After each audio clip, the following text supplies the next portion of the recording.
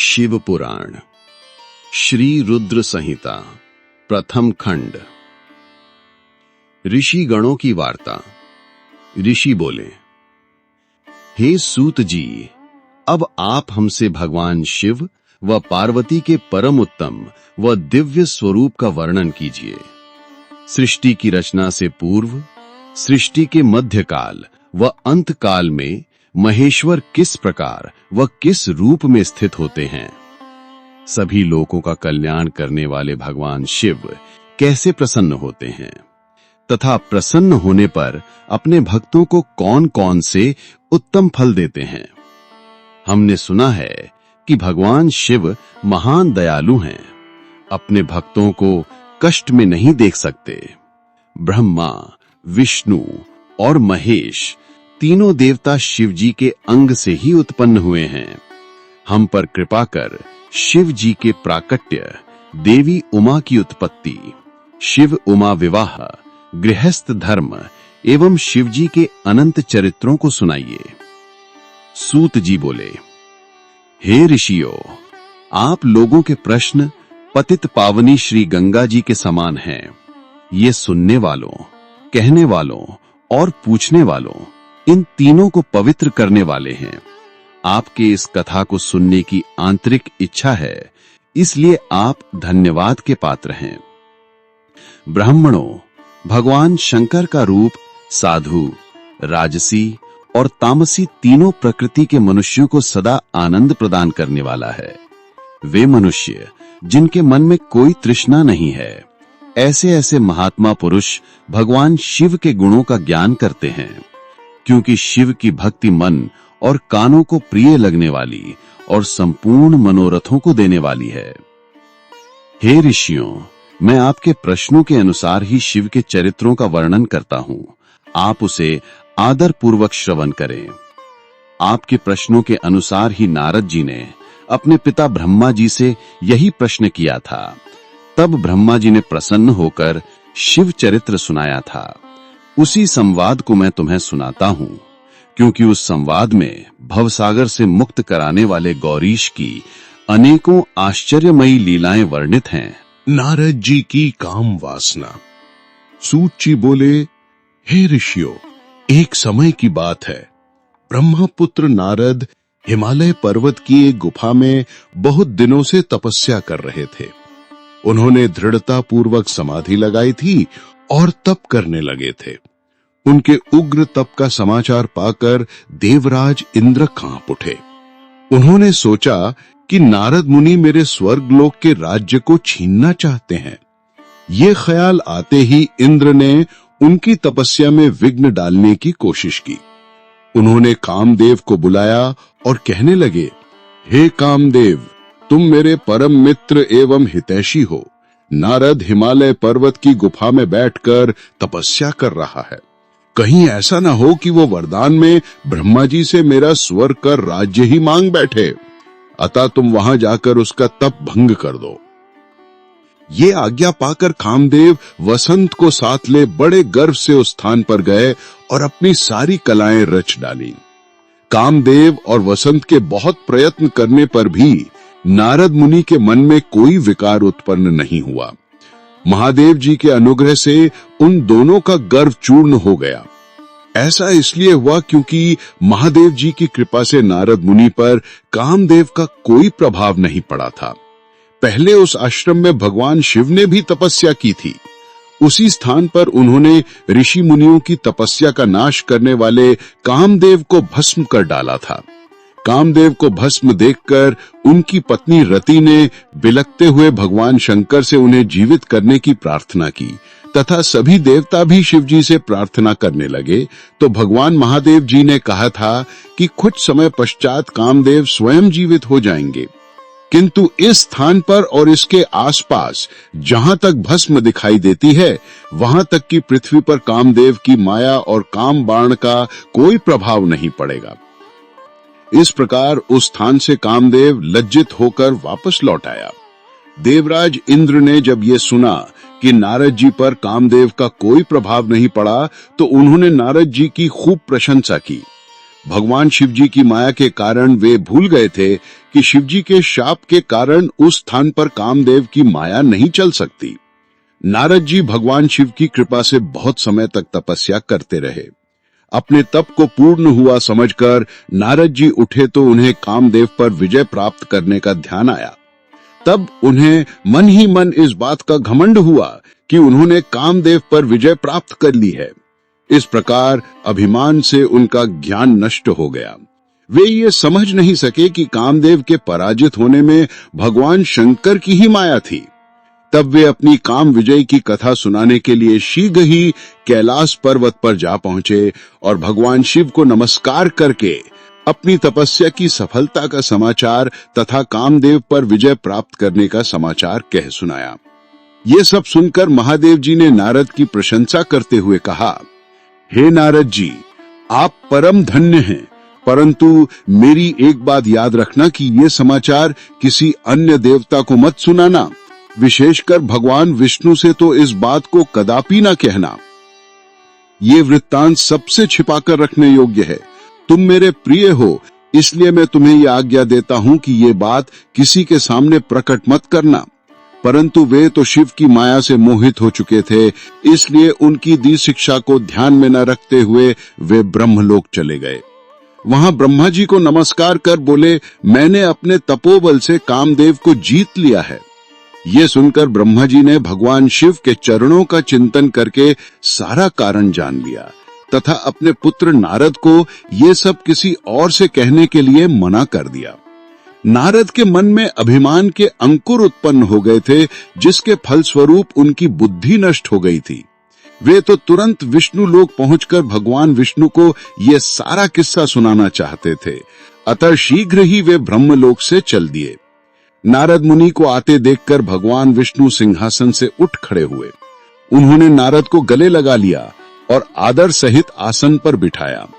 भगवान शिव के चरणों का स्मरण करके भगवान विष्णु ने नारद जी से पूछा, नारद जी, आप कहां से आ रहे हैं और इस लोक में आपका शुभागमन किस लिए हुआ है? ये सुनकर नारद जी ने अहंकार सहित अपने तप के पूर्ण होने एवं कामदेव पर विजय प्राप्त करने का समस्त हाल उन्हें कह सुनाया। भगवान विष्णु काम के विजय के असली कारण को समझ चुके थे। वे नारद जी से बोले, हे नारद जी, आपकी कीर्ति एवं निर्मल बुद्धि धन्य है। काम, क्रोध एवं लोभ मोह उन मनुष्यों को पीड़ित करते हैं जो भक्तिहीन हैं। आप तो ज्ञान, वैराग्य एवं ब्रह्मचारी हैं, फिर भला ये काम आपका क्या बिगाड़ सकता था? देवर्षि नारद बोले, हे भगवान, ये सब आपकी कृपा का ही फल है। आपकी कृपा के आगे कामदेव की क्या सामर्थ्य है जो मेरा कुछ बिगाड़ सके? मैं तो सदा ही निर्भय हूं। इतना कहकर नारद जी भगवान विष्णु को नमस्कार करके वहां से चल दिए। नारद जी का भगवान विष्णु से उनका रूप मांगना। सूत जी बोले, महर्षियों, नारद जी के चले जाने पर शिवजी की इच्छा से विष्णु भगवान ने एक अद्भुत माया रची। उन्होंने जिस ओर नारद जी जा रहे थे वहां एक सुंदर नगर बना दिया।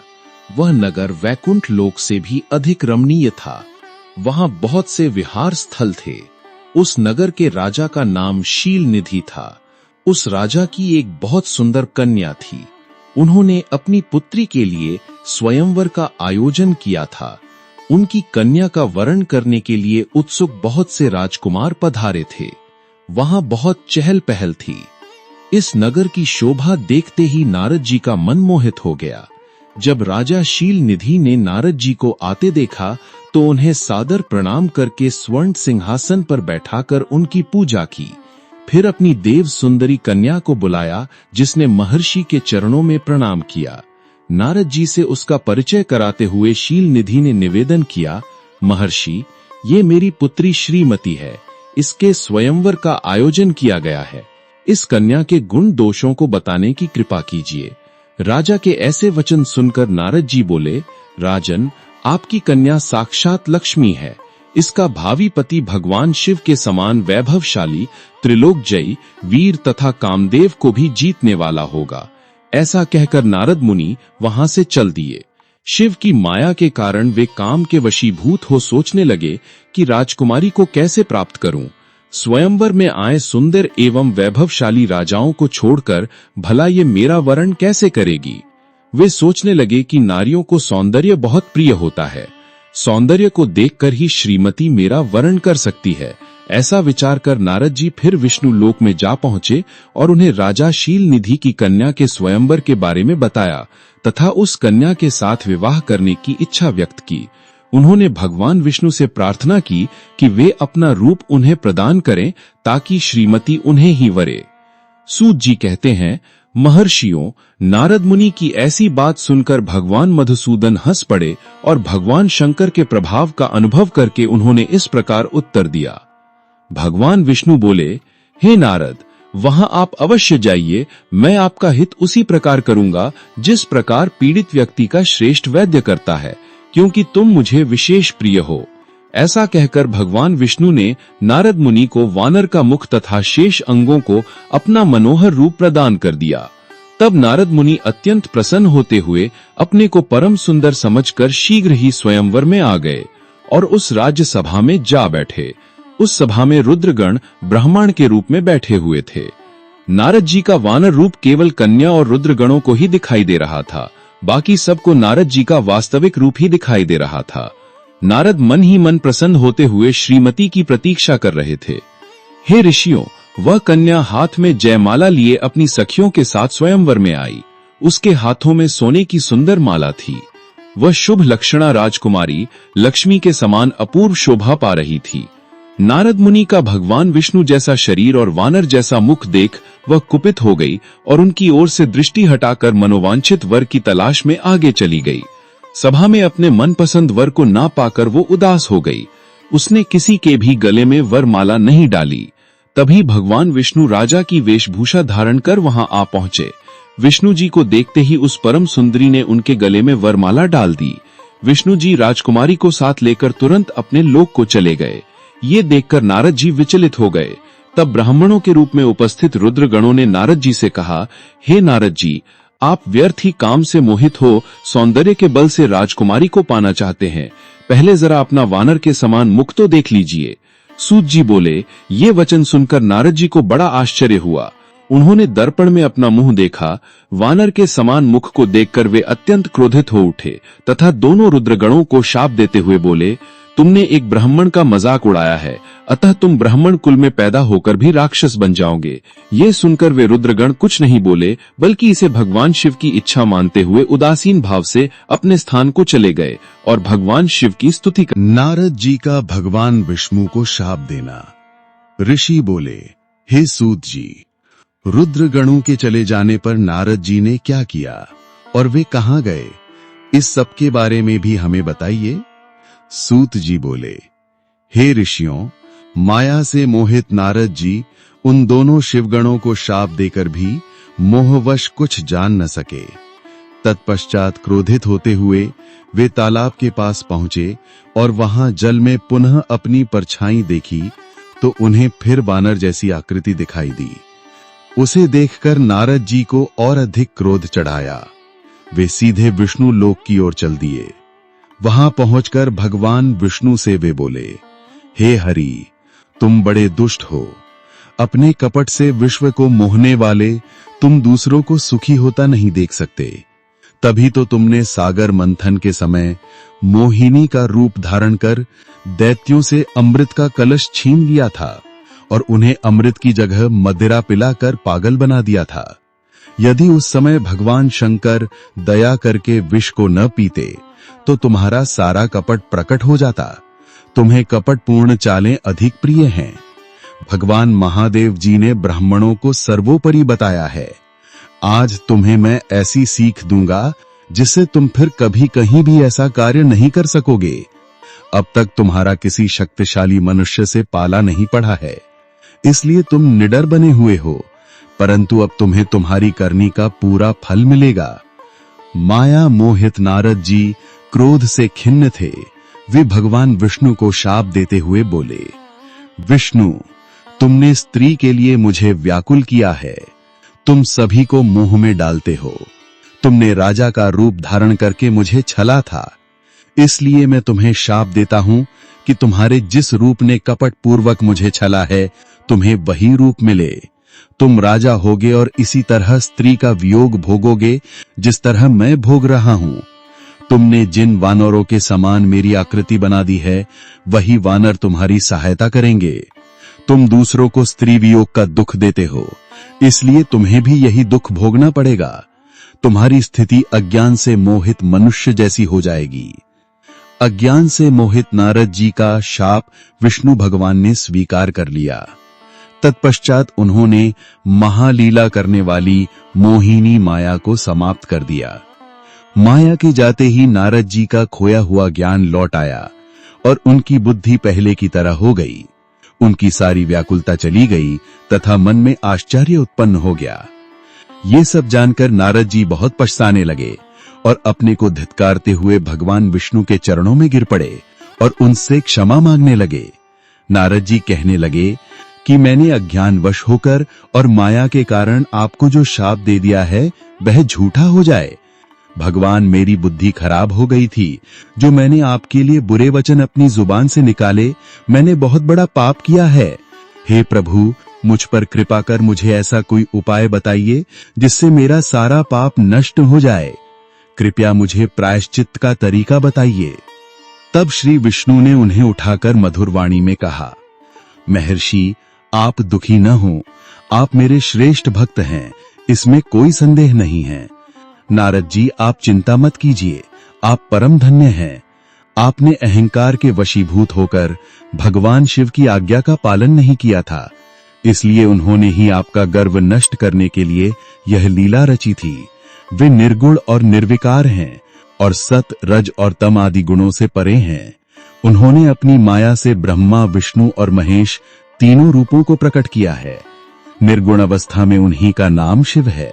वे ही परमात्मा, महेश्वर, परब्रह्म, अविनाशी, अनंत और महादेव नामों से जाने जाते हैं। उन्हीं की आज्ञा से ब्रह्मा जी जगत के सृष्टा हुए हैं। मैं तीनों लोकों का पालन करता हूँ और शिवजी रुद्र रूप में सबका संहार करते हैं। वे शिव स्वरूप सबके साक्षी हैं। वे माया से भिन्न और निर्गुण हैं। वे अपने भक्तों पर सदा दया करते हैं। मैं तुम्हें समस्त पापों का नाश करने वाला, भोग एवं मोक्ष प्रदान करने वाला उपाय बताता हूँ। अपने सारे शकों एवं चिंताओं को त्याग कर भगवान शंकर की यश और कीर्ति का गुणगान करो और सदा अनन्य भाव से शिव जी के शतनाम स्तोत्र का पाठ करो, उनकी उपासना करो तथा प्रतिदिन उनकी पूजा अर्चना करो। जो मनुष्य शरीर, मन और वाणी द्वारा भगवान शिव की उपासना करते हैं, उन्हें पंडित या ज्ञानी कहा जाता है। जो मनुष्य शिव जी की भक्ति करते हैं, उन्हें संसार रूपी भवसागर से तत्काल मुक्ति मिल जाती है। जो लोग पाप रूपी दावानल से पीड़ित हैं, उन्हें शिव नाम रूपी अमृत का पान करना चाहिए। वेदों का पूर्ण ज्ञान प्राप्त करने के पश्चात ही ज्ञानी मनुष्यों ने शिव जी की पूजा को जन्म मरण रूपी बंधनों से मुक्त होने का मनुष्यों सर्वश्रेष्ठ साधन बताया है। इसलिए आज से ही रोज भगवान शिव की कथा सुनो और कहा करो और उनका पूजन किया करो। अपने हृदय में भगवान शिव के चरणों की स्थापना करो तथा उनके तीर्थों में निवास करते हुए उनकी स्तुति कर उनका गुणगान करो। इसके बाद नारद जी, तुम मेरी आज्ञा से अपने मनोरथ की सिद्धि के लिए ब्रह्मलोक जाना। वहां अपने पिता ब्रह्मा जी की स्तुति करके उनसे शिव महिमा के बारे में पूछना। ब्रह्मा जी में शिव भक्तों में श्रेष्ठ हैं। वे तुम्हें भगवान शंकर का महात्म्य और शतनाम स्तोत्र अवश्य सुनाएंगे। आज से तुम शिव भक्ति में लीन हो जाओ, वे अवश्य तुम्हारा कल्याण करेंगे।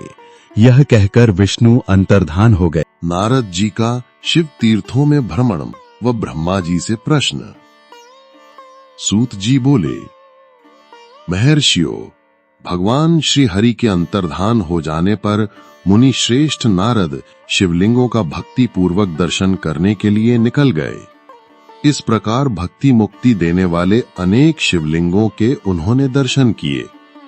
जब उन रुद्रगणों ने नारद जी को वहां देखा तो वे दोनों गण अपने शाप की मुक्ति के लिए उनके चरणों पर गिर पड़े और उनसे प्रार्थना करने लगे कि वे उनका उद्धार करें। नारद मुने, हम आपके अपराधी हैं। राजकुमारी श्रीमती के स्वयंवर में आपका मन माया से मोहित था। उस समय भगवान शिव की प्रेरणा से आपने हमें शाप दे दिया था। अब आप हमारी जीवन रक्षा का उपाय कीजिए। हमने अपने कर्मों का फल भोग लिया है। कृपा कर हम पर प्रसन्न होकर हमें शाप मुक्त कीजिए। नारद जी ने कहा, हे रुद्रगणों, आप महादेव के गण हैं एवं सभी के लिए आदरणीय हैं। उस समय भगवान शिव की इच्छा से मेरी बुद्धि भ्रष्ट हो गई थी, इसलिए मोहवश मैंने आपको शाप दे दिया था। आप लोग मेरे इस अपराध को क्षमा कर दें, परंतु मेरा वचन झूठा नहीं हो सकता, इसलिए मैं आपको शाप से मुक्ति का उपाय बताता हूँ। मुनिवर विश्रवा के वीर्य द्वारा तुम एक राक्षसी के गर्भ में जन्म लोगे। समस्त दिशाओं में रावण और कुंभकर्ण के नाम से प्रसिद्धि पाओगे। राक्षस राज का पद प्राप्त करोगे। तुम बलवान व वैभव से युक्त होोगे। तुम्हारा प्रताप सभी लोकों में फैलेगा। समस्त ब्रह्मांड के राजा होकर भी भगवान शिव के परम भक्तों में होोगे। भगवान शिव के ही दूसरे स्वरूप श्री विष्णु के अवतार के हाथों से मृत्यु पाकर तुम्हारा उद्धार होगा तथा फिर अपने पद पर प्रतिष्ठित हो जाओगे। सूत जी कहने लगे कि इस प्रकार नारद जी का कथन सुनकर वे दोनों रुद्रगण प्रसन्न होते हुए वहां से चले गए और नारद जी भी आनंद से सराबोर हो मन ही मन शिव जी का ध्यान करते हुए शिव तीर्थों का दर्शन करने लगे। इसी प्रकार भ्रमण करते करते वे शिव की प्रिय नगरी काशीपुरी में पहुंचे और काशीनाथ का दर्शन कर उनकी पूजा उपासना की। श्री नारद जी शिव जी की भक्ति में डूबे उनका स्मरण करते हुए ब्रह्मलोक को चले गए। वहां पहुंचकर उन्होंने ब्रह्मा जी को आदर पूर्वक नमस्कार किया और उनकी स्तुति करने लगे। उस समय उनका हृदय शुद्ध हो चुका था और उनके हृदय में शिव जी के प्रति भक्ति भावना ही थी और कुछ नहीं। नारद जी बोले, हे पितामह, आप तो परम ब्रह्म परमात्मा के स्वरूप को अच्छी प्रकार से जानते हो। आपकी कृपा से मैंने भगवान विष्णु के महात्म्य का ज्ञान प्राप्त किया है एवं भक्ति मार्ग, ज्ञान मार्ग, तपो मार्ग, दान मार्ग तथा तीर्थ मार्ग के बारे में जाना है, परंतु मैं शिव तत्व के ज्ञान को अभी तक नहीं जान पाया हूं। मैं उनकी पूजा विधि को भी नहीं जानता हूं। अतः अब मैं उनके बारे में सभी को जानना चाहता हूं। मैं भगवान शिव के विभिन्न चरित्रों, उनके स्वरूप तथा वे सृष्टि के आरंभ में, मध्य में किस रूप में थे, उनकी लीलाएं कैसी होती हैं और प्रलय काल में भगवान शिव कहाँ निवास करते हैं, उनका विवाह तथा उनके पुत्र कार्तिकेय के जन्म आदि की कथाएं मैं आपके श्रीमुख से सुनना चाहता हूं। भगवान शिव कैसे प्रसन्न होते हैं और प्रसन्न होने पर क्या क्या प्रदान करते हैं, इस संपूर्ण वृत्तांत को मुझे बताने की कृपा करें। अपने पुत्र नारद की ये बातें सुनकर पितामह ब्रह्मा बहुत प्रसन्न हुए। ब्रह्मा जी द्वारा शिव तत्व का वर्णन। ब्रह्मा जी ने कहा, हे नारद, तुम सदैव जगत के उपकार में लगे रहते हो। तुमने जगत के लोगों के हित के लिए बहुत उत्तम बात पूछी है, जिसके सुनने से मनुष्य के सब जन्मों के पापों का नाश हो जाता है। उस परम ब्रह्म शिव तत्व का वर्णन मैं तुम्हारे लिए कर रहा हूं। शिव तत्व का स्वरूप बहुत सुंदर और अद्भुत है। जिस समय महाप्रलय आई थी और पूरा संसार नष्ट हो गया था तथा चारों ओर सिर्फ अंधकार ही अंधकार था, आकाश व ब्रह्मांड तारों व ग्रहों से रहित होकर अंधकार में डूब गए थे। सूर्य और चंद्रमा दिखाई देने बंद हो गए थे। सभी ग्रहों और नक्षत्रों का कहीं पता नहीं चल रहा था। दिन रात, अग्नि जल कुछ भी नहीं था। प्रधान आकाश और अन्य तेज भी शून्य हो गए थे। शब्द, स्पर्श, गंध, रूप, रस का अभाव हो गया था। सत्य असत्य सब कुछ खत्म हो गया था। तब सिर्फ सत ही बचा था। उस तत्व को मुनिजन एवं योगी अपने हृदय के भीतर ही देखते हैं। वाणी, नाम, रूप, रंग आदि की वहां तक पहुंच नहीं है। उस परम ब्रह्म के विषय में ज्ञान और अज्ञान से किए गए संबोधन के द्वारा कुछ समय बाद अर्थात सृष्टि का समय आने पर एक से अनेक होने का संकल्प का उदय हुआ। तब उन्होंने अपनी लीला से मूर्ति की रचना की। वह मूर्ति संपूर्ण ऐश्वर्य तथा गुणों से युक्त, संपन्न, सर्व ज्ञानमयी एवं सब कुछ प्रदान करने वाली है। यही सदाशिव की मूर्ति है। सभी पंडित विद्वान इसी प्राचीन मूर्ति को ईश्वर कहते हैं। उसने अपने शरीर से स्वच्छ शरीर वाली एवं स्वरूप भूता शक्ति की रचना की। वही परम शक्ति प्रकृति, गुणोमयी और बुद्धित्व की जननी कहलाई। उसे शक्ति, अंबिका, प्रकृति, संपूर्ण लोकों की जननी, त्रिदेवों की माता, नित्या और मूल कारण भी कहते हैं। उसकी 8 भुजाओं एवं मुख की शोभा विचित्र है। उसके मुख के सामने चंद्रमा की कांति भी क्षीण हो जाती है। विभिन्न प्रकार के आभूषण एवं गतियां देवी की शोभा बढ़ाती हैं। वे अनेक प्रकार के अस्त्र शस्त्र धारण किए हुए हैं। सदाशिव को ही सब मनुष्य परम पुरुष, ईश्वर, शिव शंभु और महेश्वर कहकर पुकारते हैं। उनके मस्तक पर गंगा, भाल में चंद्रमा और मुख में 3 नेत्र शोभा पाते हैं। उनके 5 मुख हैं तथा 10 भुजाओं के स्वामी एवं त्रिशूलधारी हैं। वे अपने शरीर में भस्म लगाए हैं। उन्होंने शिवलोक नामक क्षेत्र का निर्माण किया है। यह परम पावन स्थान काशी नाम से जाना जाता है। यह परम मोक्षदायक स्थान है। इस क्षेत्र में परमानंद रूप शिव पार्वती सहित निवास करते हैं। शिव और शिवा ने प्रलय काल में भी उस स्थान को नहीं छोड़ा, इसलिए शिवजी ने इसका नाम आनंद वन रखा है। एक दिन आनंद वन में घूमते समय शिव शिवा के मन में किसी दूसरे पुरुष की रचना करने की इच्छा हुई। तब उन्होंने सोचा कि इसका भार किसी दूसरे व्यक्ति को सौंपकर हम यहीं काशी में विराजमान रहेंगे। ऐसा सोचकर उन्होंने अपने वाम भाग के 10वें अंग पर अमृत मल दिया, जिससे एक सुंदर पुरुष वहां प्रकट हुआ, जो शांत और सत्व गुणों से युक्त एवं गंभीरता का अथाह सागर था। उसकी कांति इंद्रनील मणि के समान श्याम थी। उसका पूरा शरीर दिव्य शोभा से चमक रहा था तथा नेत्र कमल के समान थे। उसने हाथ जोड़कर भगवान शिव और शिवा को प्रणाम किया तथा प्रार्थना की कि मेरा नाम निश्चित कीजिए। यह सुनकर भगवान शिव हंसकर बोले कि सर्वत्र व्यापक होने से तुम्हारा नाम विष्णु होगा। तुम भक्तों को सुख देने वाले होगे। तुम यहीं स्थिर रहकर तप करो, वही सभी कार्यों का साधन है। ऐसा कहकर शिवजी ने उन्हें ज्ञान प्रदान किया तथा वहां से अंतर्धान हो गए। तब विष्णु जी ने 12 वर्ष तक वहां दिव्य तप किया। तपस्या के कारण उनके शरीर से अनेक जलधाराएं निकलने लगीं। उस जल से सारा सोना आकाश व्याप्त हो गया। वह ब्रह्म रूप जल अपने स्पर्श मात्र से पापों का नाश करने वाला था। उस जल में भगवान विष्णु ने स्वयं शयन किया। नार अर्थात जल में निवास करने के कारण ही वे नारायण कहलाए। तभी से उन महात्मा से सब तत्वों की उत्पत्ति हुई। पहले प्रकृति से महान और उससे 3 गुण उत्पन्न हुए तथा उनसे अहंकार उत्पन्न हुआ। उससे शब्द, स्पर्श, रूप, रस और गंध एवं 5 भूत प्रकट हुए। उनसे ज्ञानेंद्रियां एवं कर्मेंद्रियां बनी।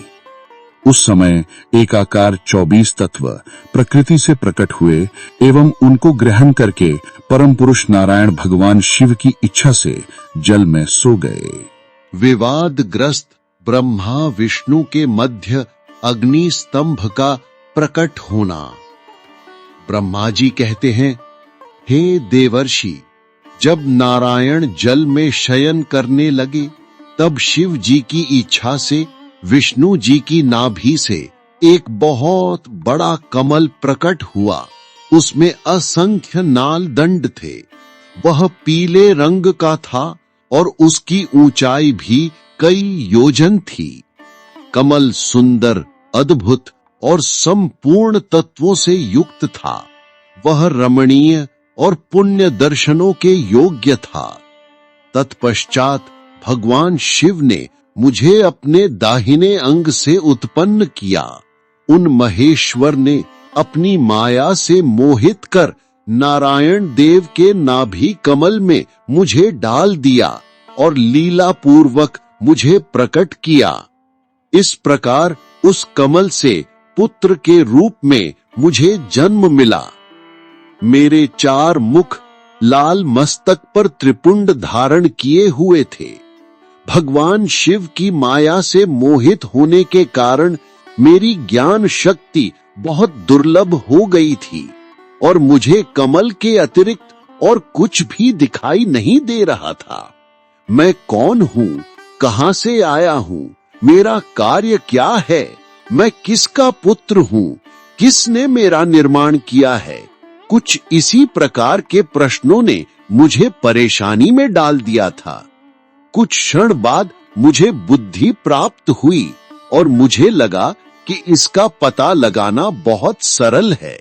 इस कमल का उद्गम स्थान इस जल में नीचे की ओर है और इसके नीचे मैं उस पुरुष को पा सकूंगा जिसने मुझे प्रकट किया है। यह सोचकर एक नाल को पकड़कर मैं 100 वर्षों तक नीचे की ओर उतरता रहा, परंतु फिर भी मैंने कमल की जड़ को नहीं पाया। इसलिए मैं पुनः ऊपर की ओर बढ़ने लगा। बहुत ऊपर जाने पर भी कमल कोश को नहीं पा सका। तब मैं और अधिक परेशान हो गया। उसी समय भगवान शिव की इच्छा से मंगलमयी आकाशवाणी प्रकट हुई। उस वाणी ने कहा, तपस्या करो।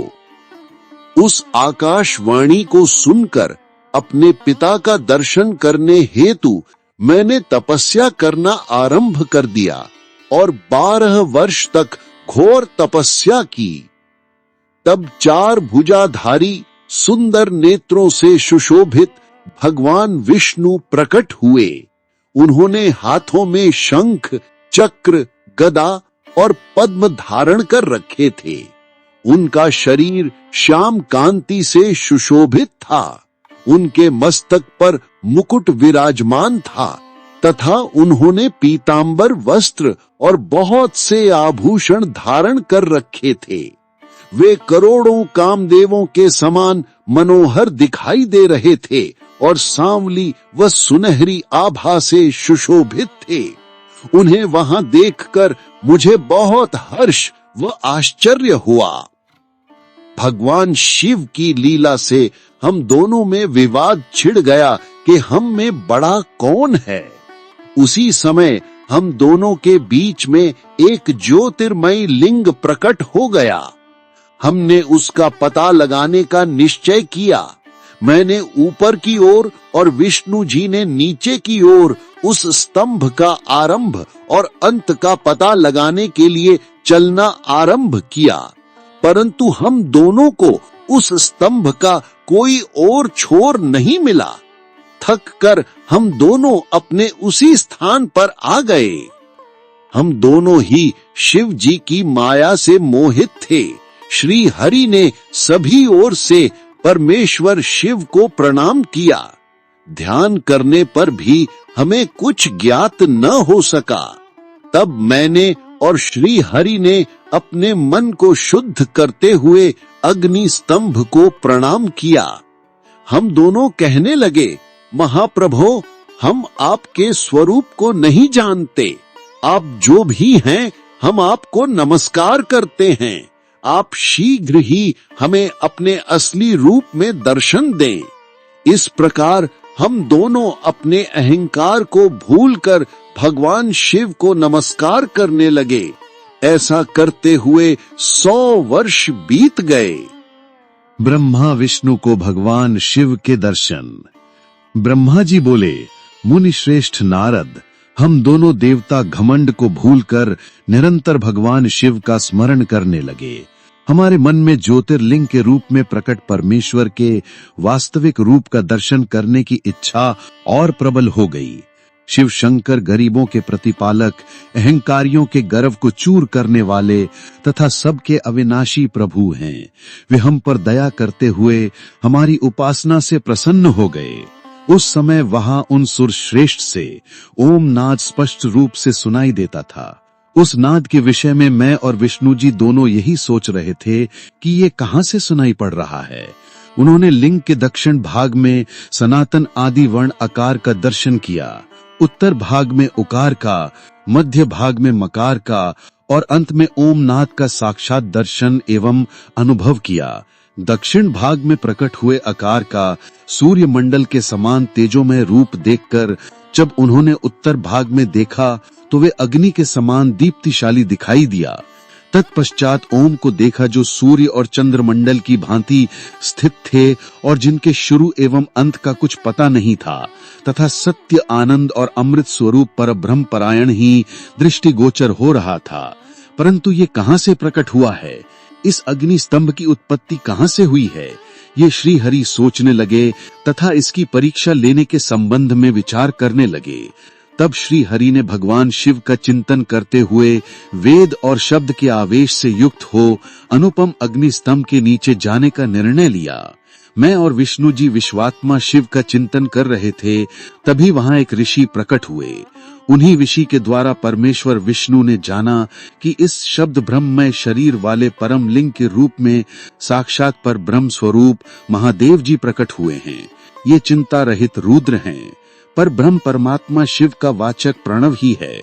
वे एक सत्य परम कारण, आनंद, अकृत, परात्पर और परम ब्रह्म है। प्रणव के पहले अक्षर अकार से जगत के बीजभूत अर्थात ब्रह्मा जी का बोध होता है। दूसरे अक्षर उकार से सभी के कारण श्री हरि विष्णु का बोध होता है। तीसरा अक्षर मकार से भगवान शिव का ज्ञान होता है। अकार सृष्टिकर्ता, उकार मुंह में डालने वाला और मकार नित्य अनुग्रह करने वाला है।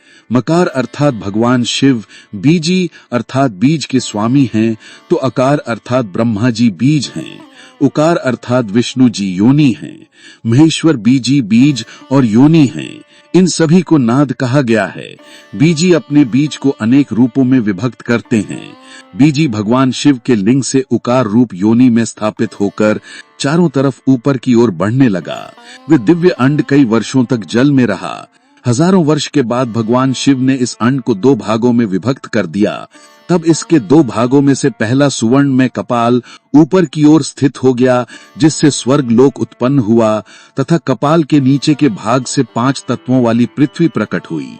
उस अंड से चतुर्मुख ब्रह्म उत्पन्न हुए, जो समस्त लोकों के सृष्टा हैं। भगवान महेश्वर ही अ, उ व म त्रिविध रूपों में वर्णित हैं, इसलिए ज्योतिर्लिंग स्वरूप सदाशिव को ओम कहा गया है। इसकी सिद्धि यजुर्वेद में भी होती है।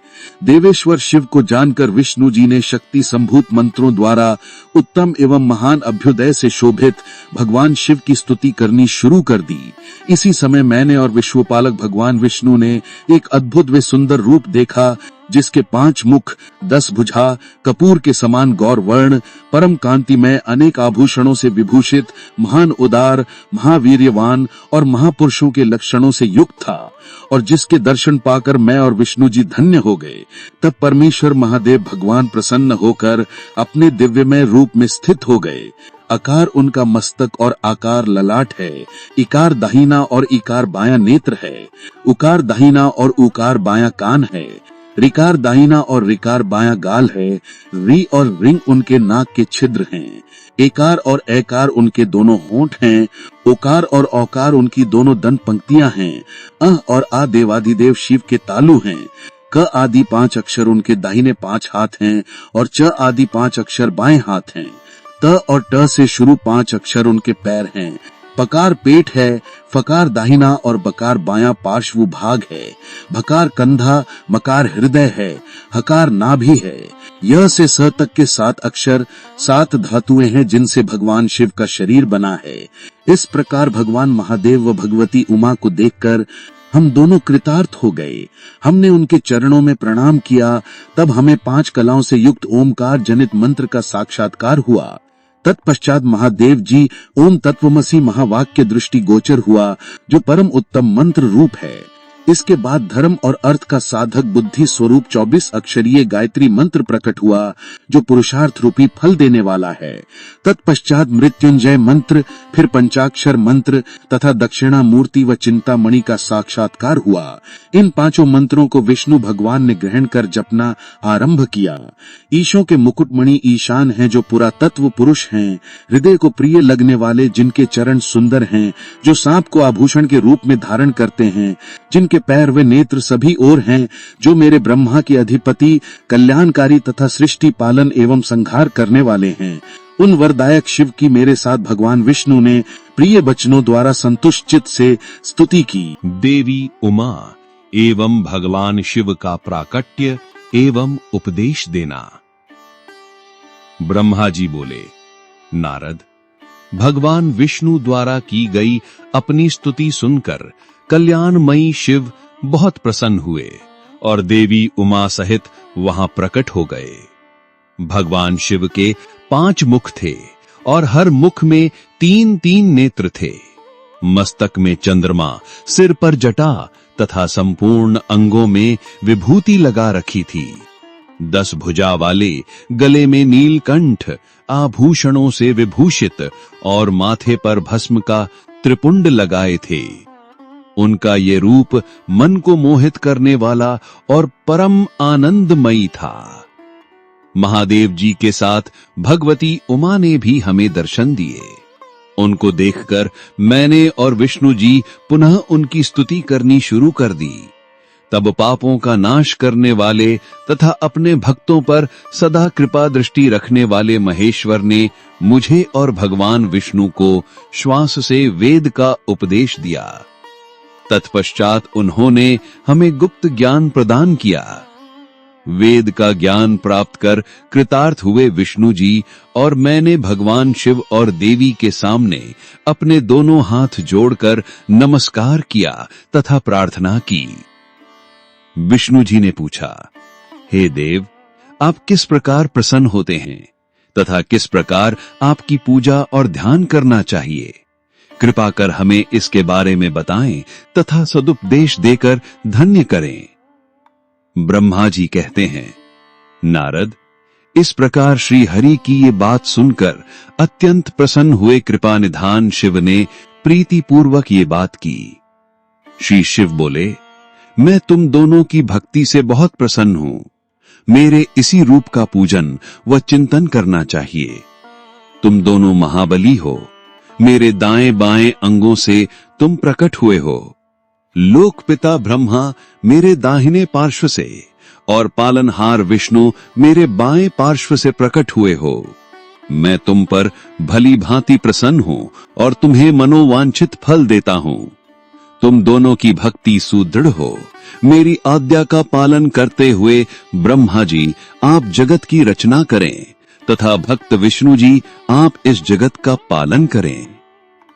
भगवान विष्णु बोले, प्रभु, यदि आपके हृदय में हमारी भक्ति से प्रीति उत्पन्न हुई है और आप हम पर प्रसन्न होकर हमें वर देना चाहते हैं, तो हम यही वर मांगते हैं कि हमारे हृदय में सदैव आपकी अनन्य एवं अविचल भक्ति बनी रहे। ब्रह्मा जी बोले, नारद, विष्णु जी की ये बात सुनकर भगवान शंकर प्रसन्न हुए। तब हमने दोनों हाथ जोड़कर उन्हें प्रणाम किया। शिव जी कहते हैं, मैं सृष्टि, पालन और संहार का करता हूं। मेरा स्वरूप सगुण और निर्गुण है। मैं ही सच्चिदानंद, निर्विकार परम ब्रह्म और परमात्मा हूं। सृष्टि की रचना, रक्षा और प्रलय रूप गुणों के कारण मैं ही ब्रह्मा, विष्णु और रुद्र नाम धारण कर 3 रूपों में विभक्त हुआ हूं। मैं भक्त वत्सल हूं और भक्तों की प्रार्थना को सदैव पूरी करता हूं। मेरे इसी अंश से रुद्र की उत्पत्ति होगी। पूजा की विधि विधान की दृष्टि से हम में कोई अंतर नहीं होगा।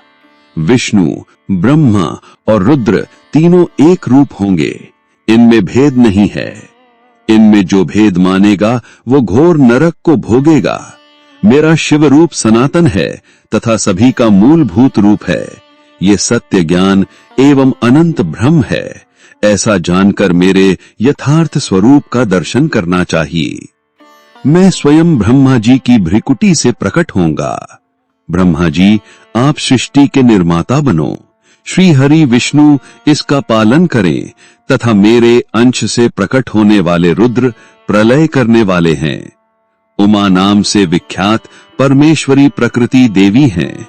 इन्हीं की शक्ति भूता वाग्देवी सरस्वती ब्रह्मा जी की अर्धांगिनी होंगी और दूसरी देवी जो प्रकृति देवी से उत्पन्न होंगी लक्ष्मी रूप में विष्णु जी की शोभा बढ़ाएंगी तथा काली नाम से जो तीसरी शक्ति उत्पन्न होगी वो मेरे अंशभूत रुद्र देव को प्राप्त होंगी।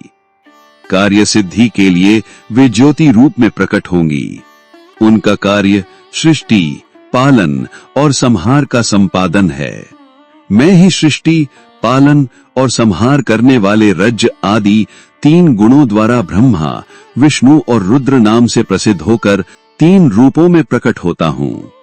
तीनों लोकों का पालन करने वाले श्री हरि अपने भीतर तमोगुण और बाहर सत्व गुण धारण करते हैं।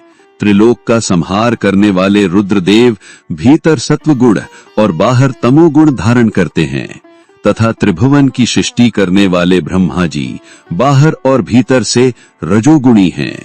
इस प्रकार ब्रह्मा, विष्णु तथा रुद्र तीनों देवताओं में गुण हैं तो शिव गुणातीत माने जाते हैं। हे विष्णु, तुम मेरी आज्ञा से सृष्टि का प्रसन्नता पूर्वक पालन करो। ऐसा करने से तुम तीनों लोकों में पूजनीय होगे। श्री हरि को सृष्टि की रक्षा का भार एवं त्रिदेव को आयु बल देना। परमेश्वर शिव बोले, हे उत्तम व्रत का पालन करने वाले विष्णु, तुम सर्वदा सब लोकों में पूजनीय और मान्य हो गए। ब्रह्मा जी के द्वारा रचे लोक में कोई दुख या संकट होने पर दुखों और संकटों का नाश करने के लिए तुम सदा तत्पर रहना। तुम अनेकों अवतार ग्रहण कर जीवों का कल्याण कर अपनी कीर्ति का विस्तार करोगे। मैं तुम्हारे कार्यों में तुम्हारी सहायता करूंगा और तुम्हारे शत्रुओं का नाश करूंगा। तुम में और रुद्र में कोई अंतर नहीं है, तुम एक दूसरे के पूरक हो। जो मनुष्य रुद्र का भक्त होकर तुम्हारी निंदा करेगा उसका पुण्य नष्ट हो जाएगा और उसे नरक भोगना पड़ेगा। मनुष्यों को तुम भोग और मोक्ष प्रदान करने वाले और उनके परम पूज्य देव होकर उनका निग्रह, अनुग्रह आदि करोगे। ऐसा कहकर भगवान शिव ने मेरा हाथ विष्णु जी के हाथ में देकर कहा कि तुम संकट के समय सदा इनकी सहायता करना तथा सभी को भोग और मोक्ष प्रदान करना तथा सभी मनुष्यों की कामनाओं को पूरा करना। तुम्हारी शरण में आने वाले मनुष्य को मेरा आश्रय भी मिलेगा तथा हम में भेद करने वाला मनुष्य नरक में जाएगा। ब्रह्मा जी कहते हैं, देवर्षि नारद, भगवान शिव का ये वचन सुनकर मैंने और भगवान विष्णु ने महादेव जी को प्रणाम कर धीरे से कहा, हे करुणानिधि भगवान शंकर, मैं आपकी आज्ञा मानकर सब कार्य करूंगा। मेरा जो भक्त आपकी निंदा करे उसे आप नरक प्रदान करें। आपका भक्त मुझे अत्यंत प्रिय है। महादेव जी बोले, अब ब्रह्मा, विष्णु और रुद्र के आयु बल को सुनो। 4000 युग का एक ब्रह्मा का एक दिन होता है और 4000 युग की एक रात होती है। 30 दिन का एक महीना और 12 महीनों का एक वर्ष होता है। इस प्रकार के वर्ष प्रमाण से ब्रह्मा की 100 वर्ष की आयु होती है और ब्रह्मा का एक वर्ष विष्णु का एक दिन होता है। वो भी इसी प्रकार से 100 वर्ष जिएंगे तथा विष्णु का एक वर्ष रुद्र के एक दिन के बराबर होता है और वो भी इसी क्रम से 100 वर्ष तक स्थित रहेंगे। तब शिव के मुख से एक ऐसा श्वास प्रकट होता है जिसमें उनके 21,600 दिन और रात होते हैं। उनके 6 बार सांस अंदर लेने और छोड़ने का एक पल और 8 घड़ी और 60 घड़ी का एक दिन होता है। उनके सांसों की कोई संख्या नहीं है, इसलिए वे अक्षय हैं। अतः तुम मेरी आज्ञा से सृष्टि का निर्माण करो। उनके वचनों को सुनकर विष्णु जी ने उन्हें प्रणाम करते हुए कहा कि आपकी आज्ञा मेरे लिए शिरोधार्य है। ये सुनकर भगवान शिव ने उन्हें आशीर्वाद दिया और अंतर्धान हो गए। उसी समय से लिंग पूजा आरंभ हो गई। शिव पूजन की विधि तथा फल प्राप्ति। ऋषि बोले, हे सूत जी, अब आप हम पर कृपा कर हमें ब्रह्मा जी व नारद के संवादों के अनुसार शिव पूजन की विधि बताइए, जिससे भगवान शिव प्रसन्न होते हैं। ब्राह्मण, क्षत्रिय, वैश्य और शूद्र आदि चारों वर्णों को शिव पूजन किस प्रकार करना चाहिए? आपने व्यास जी के मुख से जो सुना हो, कृपया हमें भी बताइए। महर्षियों के ये वचन सुनकर सूत जी ने ऋषियों द्वारा पूछे गए प्रश्नों का उत्तर देते हुए कहना आरंभ किया। सूत जी बोले, हे मुनीश्वर, जैसा आपने पूछा है वो बड़े रहस्य की बात है। मैंने इसे जैसा सुना है उसे मैं अपनी बुद्धि के अनुसार आपको सुना रहा हूँ। पूर्व काल में व्यास जी ने सनत कुमार जी से यही प्रश्न किया था। फिर उपमन्यु जी ने भी इसे सुना था और इसे भगवान श्री कृष्ण को सुनाया था। वही सब मैं अब ब्रह्मा नारद संवाद के रूप में आपको बता रहा हूँ। ब्रह्मा जी ने कहा, भगवान शिव की भक्ति सुखमय, निर्मल एवं सनातन रूप है तथा समस्त मनोवांछित फलों को देने वाली है। यह दरिद्रता, रोग, दुख तथा शत्रु द्वारा दी गई पीड़ा का नाश करने वाली है। जब तक मनुष्य भगवान शिव का पूजन नहीं करता और उनकी शरण में नहीं जाता, तब तक ही उसे दरिद्रता, दुख, रोग और शत्रु जनित पीड़ा, ये चारों प्रकार के पाप दुखी करते हैं। भगवान शिव की पूजा करते ही ये दुख समाप्त हो जाते हैं और अक्षय सुखों की प्राप्ति होती है। वह सभी भोगों को प्राप्त कर अंत में मोक्ष प्राप्त करता है। शिवजी का पूजन करने वालों को धन, संतान और सुख की प्राप्ति होती है। ब्राह्मण, क्षत्रिय, वैश्य और शूद्रों को सभी कामनाओं तथा प्रयोजनों की सिद्धि के लिए विधि अनुसार पूजा उपासना करनी चाहिए। ब्रह्म मुहूर्त में उठकर गुरु तथा शिव का स्मरण करके तीर्थों का चिंतन एवं भगवान विष्णु का ध्यान करें। फिर मेरा स्मरण चिंतन करके स्तोत्र पाठ पूर्वक शंकर जी का विधि पूर्वक नाम लें। तत्पश्चात उठकर शौच क्रिया करने के लिए दक्षिण दिशा में जाएं तथा मल मूत्र त्याग करें। ब्राह्मण गुदा की शुद्धि के लिए उसमें 5 बार शुद्ध मिट्टी का लेप करें और धोएं। क्षत्रिय 4 बार, वैश्य 3 बार और शूद्र 2 बार यही क्रम करें। तत्पश्चात बाएं हाथ में 10 बार और दोनों हाथों में 7 बार मिट्टी लगाकर धोएं। प्रत्येक पैर में 3-3 बार मिट्टी लगाएं। स्त्रियों को भी इसी प्रकार क्रम करते हुए शुद्ध मिट्टी से हाथ पैर धोने चाहिए। ब्राह्मण को 12 अंगुल, क्षत्रिय को 11, वैश्य को 10 और शूद्र को 9 अंगुल की दातुन करनी चाहिए। षष्ठी, अमावस्या, नवमी, व्रत के दिन, सूर्यास्त के समय, रविवार और श्राद्ध के दिन दातुन न करें। दातुन के पश्चात जलाशय में जाकर स्नान करें तथा विशेष देशकाल आने पर मंत्रोच्चार पूर्वक स्नान करें। फिर एकांत स्थान पर बैठकर विधि पूर्वक संध्या करें तथा इसके उपरांत विधि विधान से शिव पूजन का कार्य आरंभ करें। तदुपरांत मन को सुस्थिर करके पूजा गृह में प्रवेश करें तथा आसन पर बैठें। सर्वप्रथम गणेश जी का पूजन करें, उसके उपरांत शिवजी की स्थापना करें। 3 बार आचमन कर 3 प्राणायाम करते समय त्रिनेत्रधारी शिव का ध्यान करें। महादेव जी के 5 मुख, 10 भुजाएं और जिनकी स्फटिक के समान उज्जवल कांति है। सब प्रकार के आभूषण उनके श्रीअंगों को विभूषित करते हैं तथा वे भागंबर बांधे हुए हैं। फिर प्रणव मंत्र अर्थात ओंकार से शिव जी की पूजा आरंभ करें। पाद्य, अर्घ और आचमनीय के पात्रों को तैयार करें। 9 कलश स्थापित करें तथा उन्हें कुशाओं से ढक कर रखें। कुशाओं से ही जल लेकर सबका प्रक्षालन करें। तत्पश्चात सभी कलशों में शीतल जल डालें। खस और चंदन को पाद्य पात्र में रखें। चमेली के फूल, शीतल चीनी, कपूर, बड़ की जड़ और तमाल का चूर्ण बनाकर आचमनीय के पात्र में डालें। इलायची और चंदन को तो सभी पात्रों में डालें। देवाधिदेव महादेव जी के सामने नंदीश्वर का पूजन करें। गंध, धूप तथा दीपों द्वारा भगवान शिव की आराधना आरंभ करें। सद्यो जातम प्रपद्यामे मंत्र से शिव जी का आवाहन करें।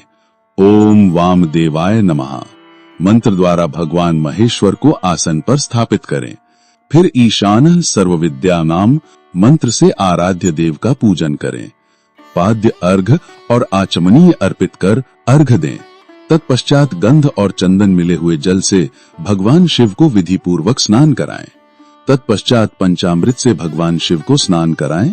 पंचामृत के पांचों तत्वों दूध, दही, शहद, गन्ने का रस और घी से नहलाकर महादेव जी के प्रणव मंत्र को बोलते हुए उनका अभिषेक करें। जल पात्रों में शुद्ध व शीतल जल लें। सर्वप्रथम महादेव जी के लिंग पर कुश, अपामार्ग, कपूर, चमेली, चंपा, गुलाब, सफेद कनेर, बेला, कमल और उत्पल पुष्पों एवं चंदन को चढ़ाकर पूजा करें। उन पर अनवरत जल की धारा गिरने की भी व्यवस्था करें। जल से भरे पात्रों से माहेश्वर को नहलाएं। मंत्रों से भी पूजा करनी चाहिए। ऐसी पूजा समस्त अभीष्ट फलों को देने वाली है। पावमान मंत्र, रुद्र मंत्र, नील रुद्र मंत्र, पुरुष सूक्त, श्री सूक्त, अथर्व शीर्ष मंत्र, शांति मंत्र, भारुंड मंत्र, स्थंतर साम मृत्युंजय मंत्र एवं पंचाक्षर मंत्रों से पूजन करें। शिवलिंग पर 1 सहस्त्र या 100 जलधाराएं गिराने की व्यवस्था करें। स्फटिक के समान निर्मल, अविनाशी, सर्वलोकमय परम देव जो आरंभ और अंत से हीन है तथा रोगियों के औषधि के समान है, जिन्हें शिव के नाम से पहचाना जाता है एवं जो शिवलिंग के रूप में विख्यात हैं, उन भगवान शिव के मस्तक पर धूप, दीप, नैवेद्य और तांबुल आदि मंत्रों द्वारा अर्पित करें। अर्घ देकर भगवान शिव के चरणों में फूल अर्पित करें। फिर महेश्वर को प्रणाम कर आत्मा से शिव जी की आराधना करें और प्रार्थना करते समय हाथ में फूल लें। भगवान शिव से क्षमा याचना हुए कहें, हे कल्याणकारी शिव, मैंने अनजाने में अथवा जानबूझकर जो जप तप पूजा आदि सत्कर्म किए हों, आपकी कृपा से वे सफल हों। हर्षित मन से शिव जी को फूल अर्पित करें। स्वस्ति वाचन कर अनेक आशीर्वाद ग्रहण करें। भगवान शिव से प्रार्थना करें कि प्रत्येक जन्म में मेरी शिव में भक्ति हो तथा शिव ही मेरे शरणदाता हो। इस प्रकार परम भक्ति से उनका पूजन करें। फिर सपरिवार भगवान को नमस्कार करें। जो मनुष्य भक्ति पूर्वक प्रतिदिन भगवान शिव की पूजा करता है, उसे सब सिद्धियां प्राप्त होती हैं। उसे मनोवांछित फलों की प्राप्ति होती है। उसके सभी रोग, दुख, दर्द और कष्ट समाप्त हो जाते हैं। भगवान शिव की कृपा से उपासक का कल्याण होता है। भगवान शंकर की पूजा से मनुष्य में सद्गुणों की वृद्धि होती है। अंत में ये सब जानकर नारद अत्यंत प्रसन्न होते हुए अपने पिता ब्रह्मा जी को धन्यवाद देते हुए कहते हैं कि आपने मुझ पर कृपा कर मुझे शिव पूजन की अमृत विधि बताई है। शिव भक्ति समस्त भोग और मोक्ष प्रदान करने वाली है। देवताओं को उपदेश देना। नारद जी बोले, ब्रह्मा जी, आप धन्य हैं क्योंकि आपने अपनी बुद्धि को शिव चरणों में लगा रखा है। कृपा कर इस आनंदमय विषय का वर्णन सविस्तार पुनः कीजिए। ब्रह्मा जी ने कहा, हे नारद, एक समय की बात है, मैंने सब ओर से देवताओं और ऋषियों को बुलाया और क्षीर सागर के तट पर भगवान विष्णु की स्तुति कर उन्हें प्रसन्न किया। भगवान विष्णु प्रसन्न होकर बोले, हे ब्रह्मा जी एवं अन्य देवगणों, आप यहाँ क्यों पधारे हैं? आपके मन में क्या इच्छा है? आप अपनी समस्या बताइए, मैं निश्चय ही उसे दूर करने का प्रयत्न करूंगा। यह सुनकर ब्रह्मा जी बोले, हे भगवन, दुखों को दूर करने के लिए किस देवता की सेवा करनी चाहिए? तब भगवान विष्णु ने उनके प्रश्न का उत्तर देते हुए कहा, हे ब्रह्मन, भगवान शिव शंकर ही सब दुखों को दूर करने वाले हैं। सुख की कामना करने वाले मनुष्य को उनकी भक्ति में सदैव लगे रहना चाहिए। उन्हीं में मन लगाए और उन्हीं का चिंतन करे। जो मनुष्य शिव भक्ति में लीन रहता है, जिसके मन में वे विराजमान हैं, वो मनुष्य कभी दुखी नहीं हो सकता। पूर्व जन्म में किए गए पुण्यों एवं शिव भक्ति से ही पुरुषों को सुंदर भवन, आभूषणों से विभूषित स्त्रियां, मन का संतोष, धन संपदा, स्वस्थ शरीर, पुत्र पौत्र, अलौकिक प्रतिष्ठा, स्वर्ग के सुख एवं मोक्ष प्राप्त होता है। जो स्त्री या पुरुष प्रतिदिन भक्ति पूर्वक शिवलिंग की पूजा करता है, उसको हर जगह सफलता प्राप्त होती है। वो पापों के बंधन से छूट जाता है। ब्रह्मा जी एवं अन्य गणों ने भगवान विष्णु के उपदेश को ध्यान पूर्वक सुना। भगवान विष्णु को प्रणाम कर कामनाओं की पूर्ति हेतु उन्होंने शिवलिंग की प्रार्थना की। तब श्री विष्णु ने विश्वकर्मा को बुलाकर कहा, हे मुने, तुम मेरी आज्ञा से देवताओं के लिए शिवलिंगों का निर्माण करो। तब विश्वकर्मा ने मेरी और श्री हरि की आज्ञा को मानते हुए देवताओं के लिए उनके अनुसार लिंगों का निर्माण कर उन्हें प्रदान किया।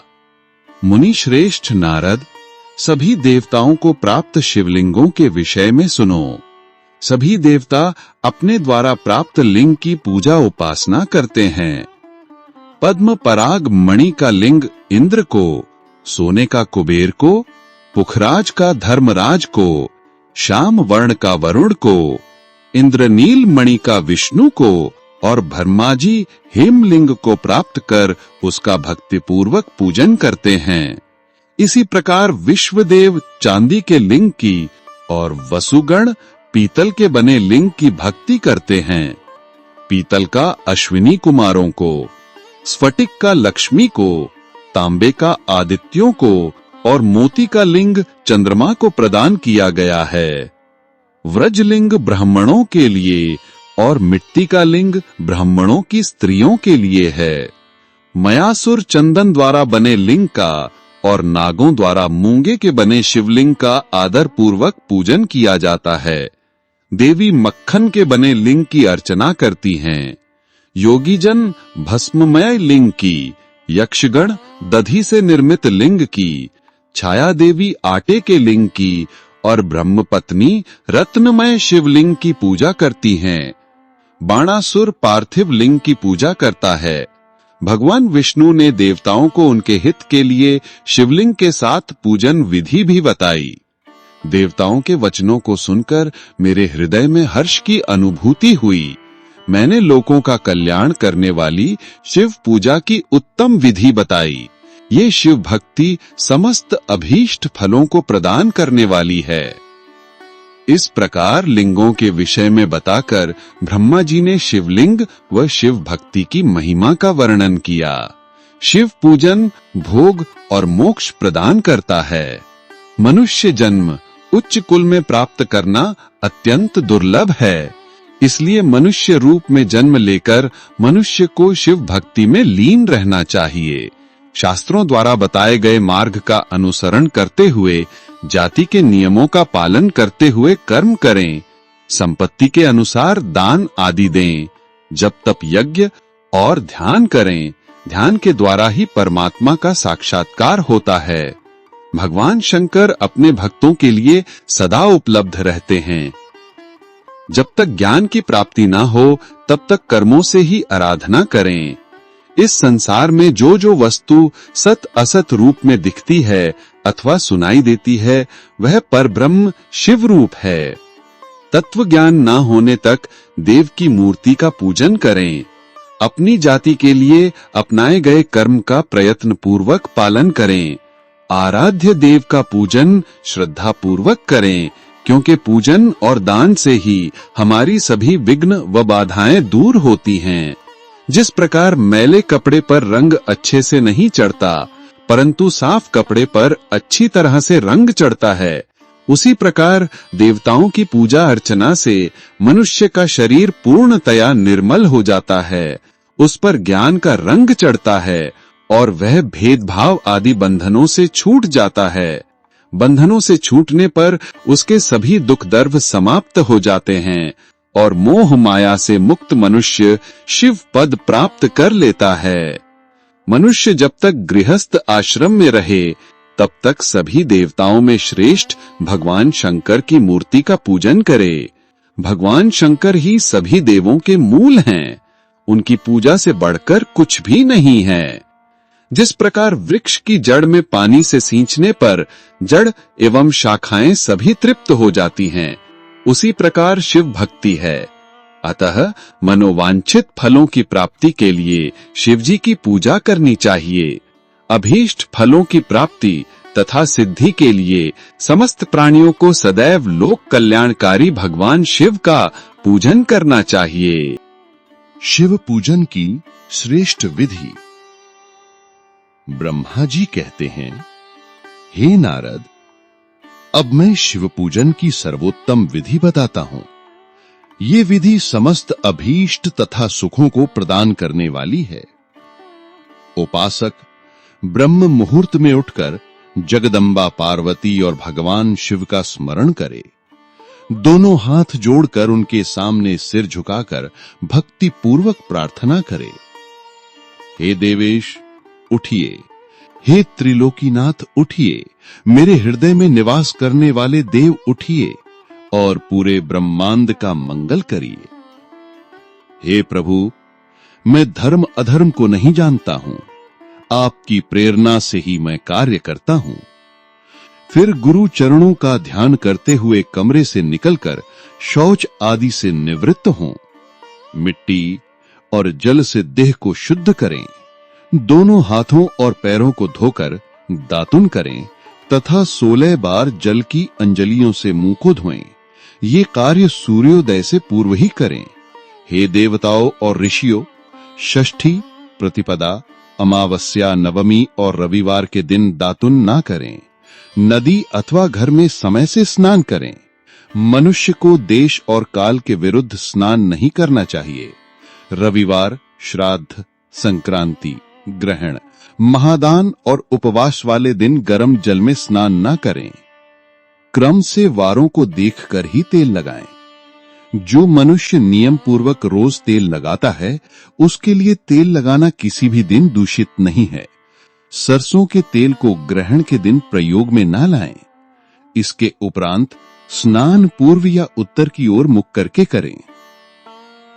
स्नान के उपरांत स्वच्छ अर्थात धुले हुए वस्त्र को धारण करें। दूसरों के पहने हुए अथवा रात में सोते समय पहने वस्त्रों को बिना धुले धारण न करें। स्नान के बाद पितरों एवं देवताओं को प्रसन्न करने हेतु तर्पण करें। उसके बाद धुले हुए वस्त्र धारण करें और आचमन करें। पूजा हेतु स्थान को गोबर आदि से लीपकर शुद्ध करें।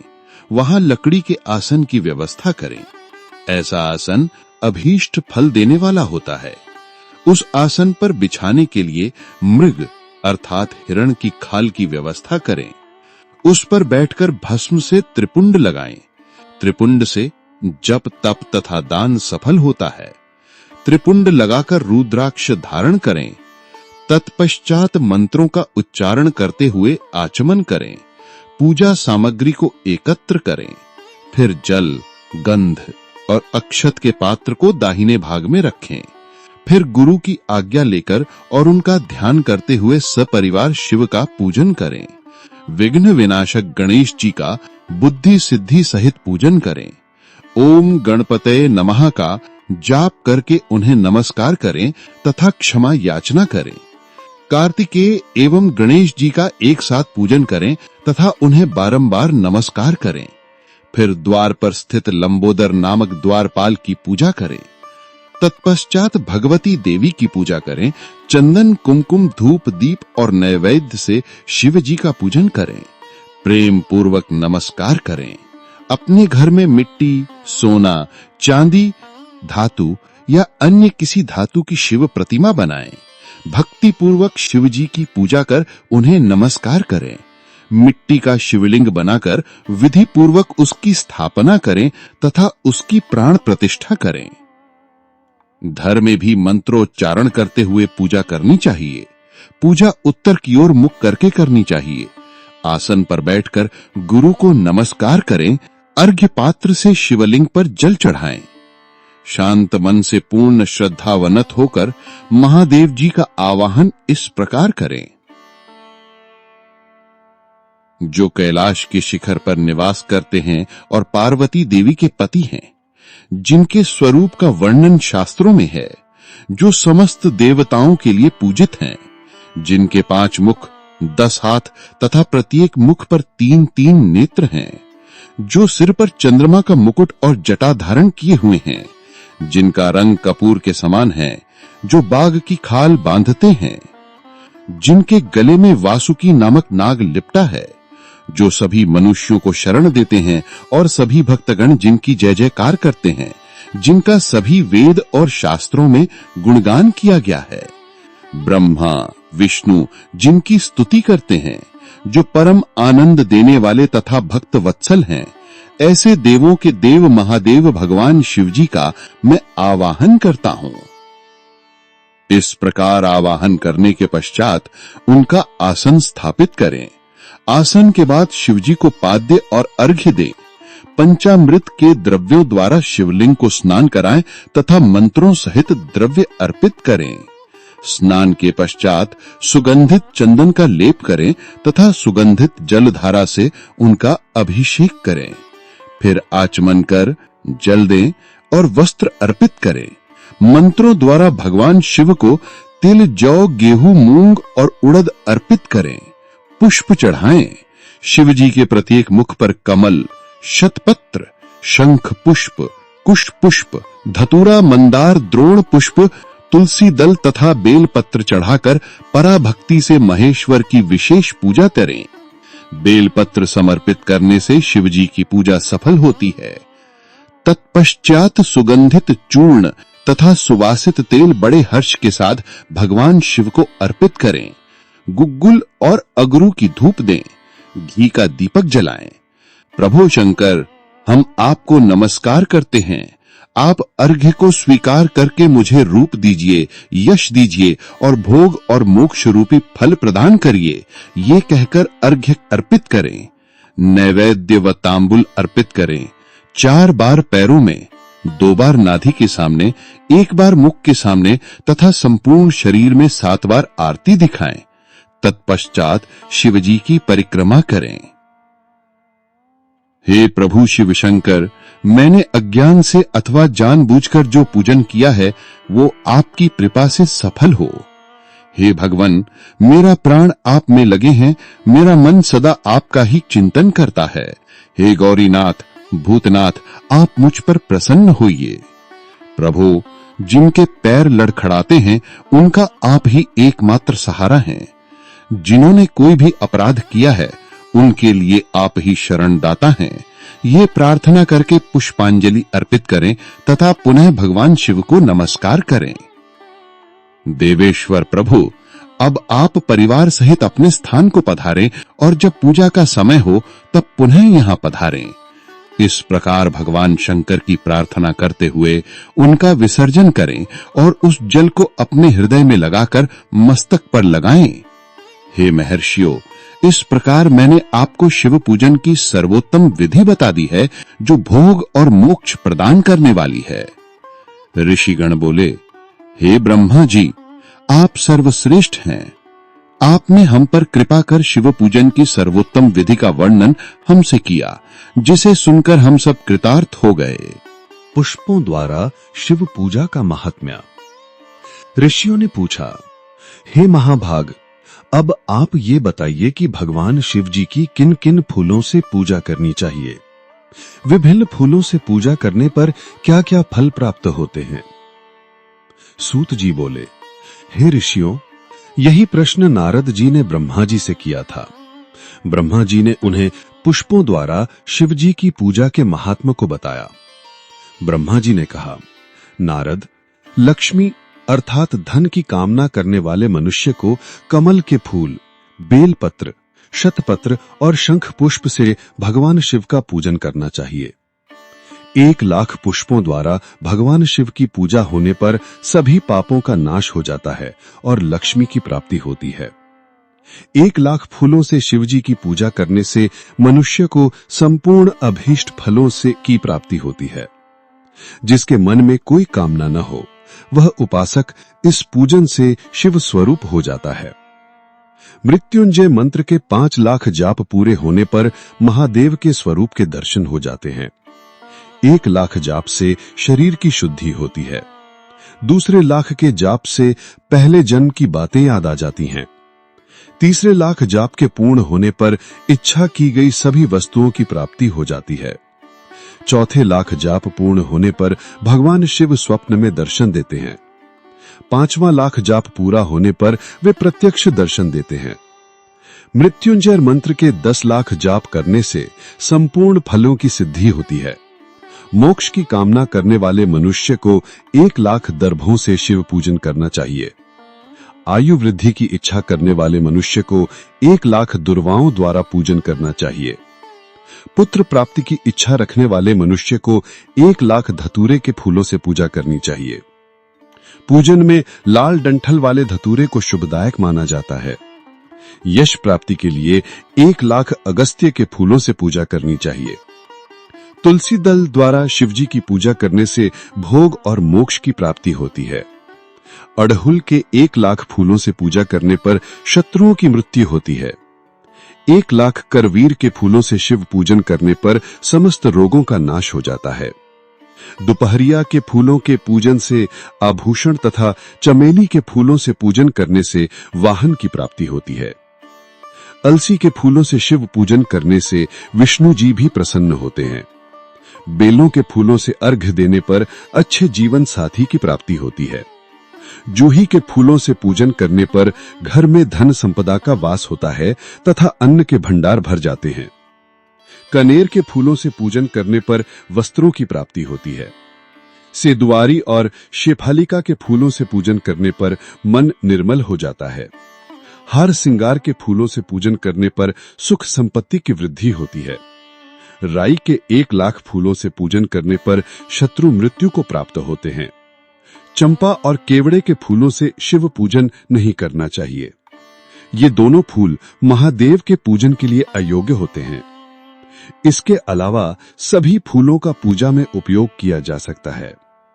महादेवी जी पर चावल चढ़ाने से लक्ष्मी की प्राप्ति होती है। ये चावल अखंडित होने चाहिए। उन्हें विधि पूर्वक अर्पित करें। रुद्र प्रधान मंत्र से पूजन करते हुए शिवलिंग पर वस्त्र अर्पित करें। गंध, पुष्प और श्रीफल चढ़ाकर धूप दीप से पूजन करने से पूजा का पूरा फल प्राप्त होता है।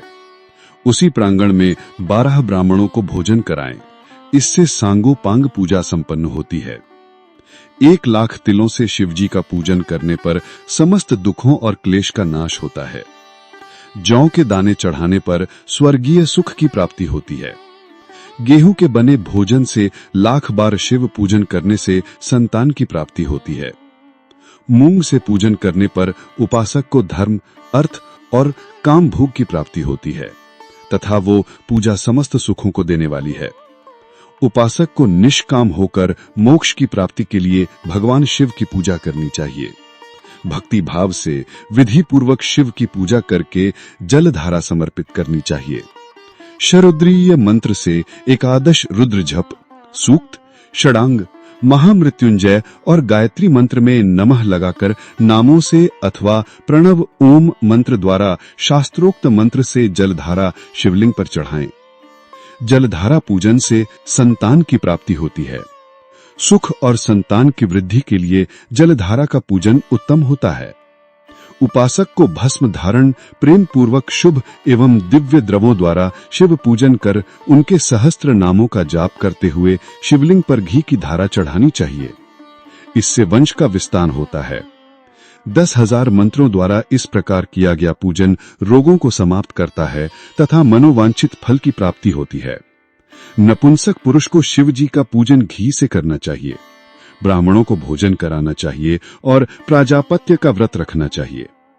बुद्धिहीन मनुष्य को दूध में शक्कर मिलाकर इसकी धारा शिवलिंग पर चढ़ानी चाहिए।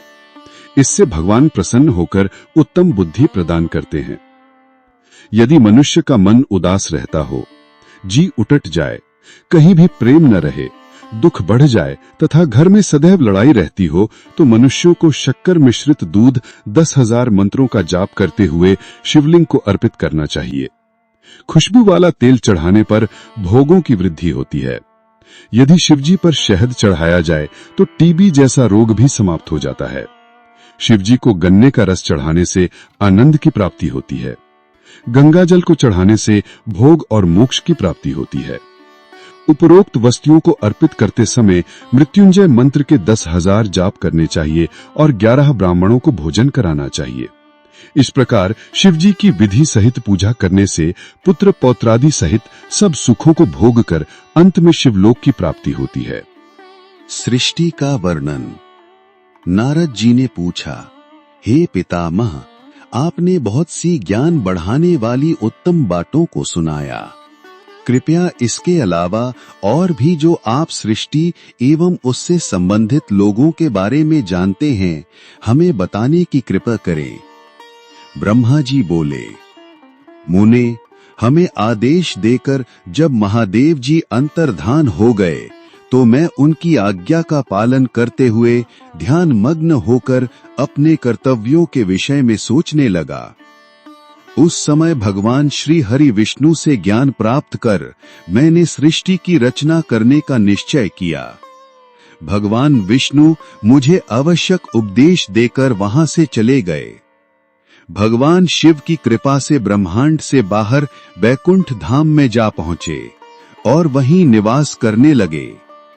सृष्टि की रचना करने के उद्देश्य से मैंने भगवान शिव और विष्णु का स्मरण करके जल को हाथ में लेकर ऊपर की ओर उछाला। इससे वहां एक अंड प्रकट हुआ जो 24 तत्वों का समूह कहा जाता है। वह विराट आकार वाला अंड जड़ रूप में था। उसे चेतनता प्रदान कर हेतु मैं कठोर तप करने लगा और 12 वर्षों तक तप करता रहा। तब श्री हरि विष्णु स्वयं प्रकट हुए और प्रसन्नता पूर्वक बोले। श्री विष्णु ने कहा, ब्रह्मन, मैं तुम पर प्रसन्न हूं। जो इच्छा हो वह वर मांग लो। भगवान शंकर की कृपा से मैं सब कुछ देने में समर्थ हूं। ब्रह्मा बोले, महाभाग, आपने मुझ पर बड़ी कृपा की है। भगवान शंकर ने मुझे आपके हाथों में सौंप दिया है। मैं आपको नमस्कार करता हूं। कृपा कर इस विराट 24 तत्वों से बने अंड को चेतना प्रदान कीजिए। मेरे ऐसा कहने पर श्री विष्णु ने अनंत रूप धारण कर अंड में प्रवेश किया। उस समय उनके सहस्रों मस्तक, सहस्र आंखें और सहस्र पैर थे। उनके अंड में प्रवेश करते ही वह चेतन हो गया। पाताल से सत्यलोक तक अंड के रूप में वहां विष्णु भगवान विराजने लगे। अंड में विराजमान होने के कारण विष्णु जी वैराज पुरुष कहलाए। पंचमुख महादेव ने अपने निवास हेतु कैलाश नगर का निर्माण किया। देवर्षि संपूर्ण ब्रह्मांड का नाश होने पर भी बैकुंठ और कैलाश अमर रहेंगे, अर्थात इनका नाश नहीं हो सकता। महादेव की आज्ञा से ही मुझ में सृष्टि की रचना करने की इच्छा उत्पन्न हुई है।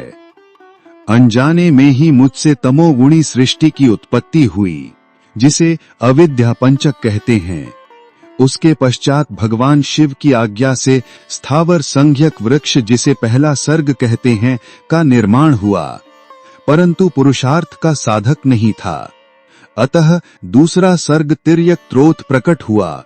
यह दुख से भरा हुआ था। तब ब्रह्मा जी द्वारा ऊर्ध्व श्रोता नामक तीसरे सर्ग की रचना की गई।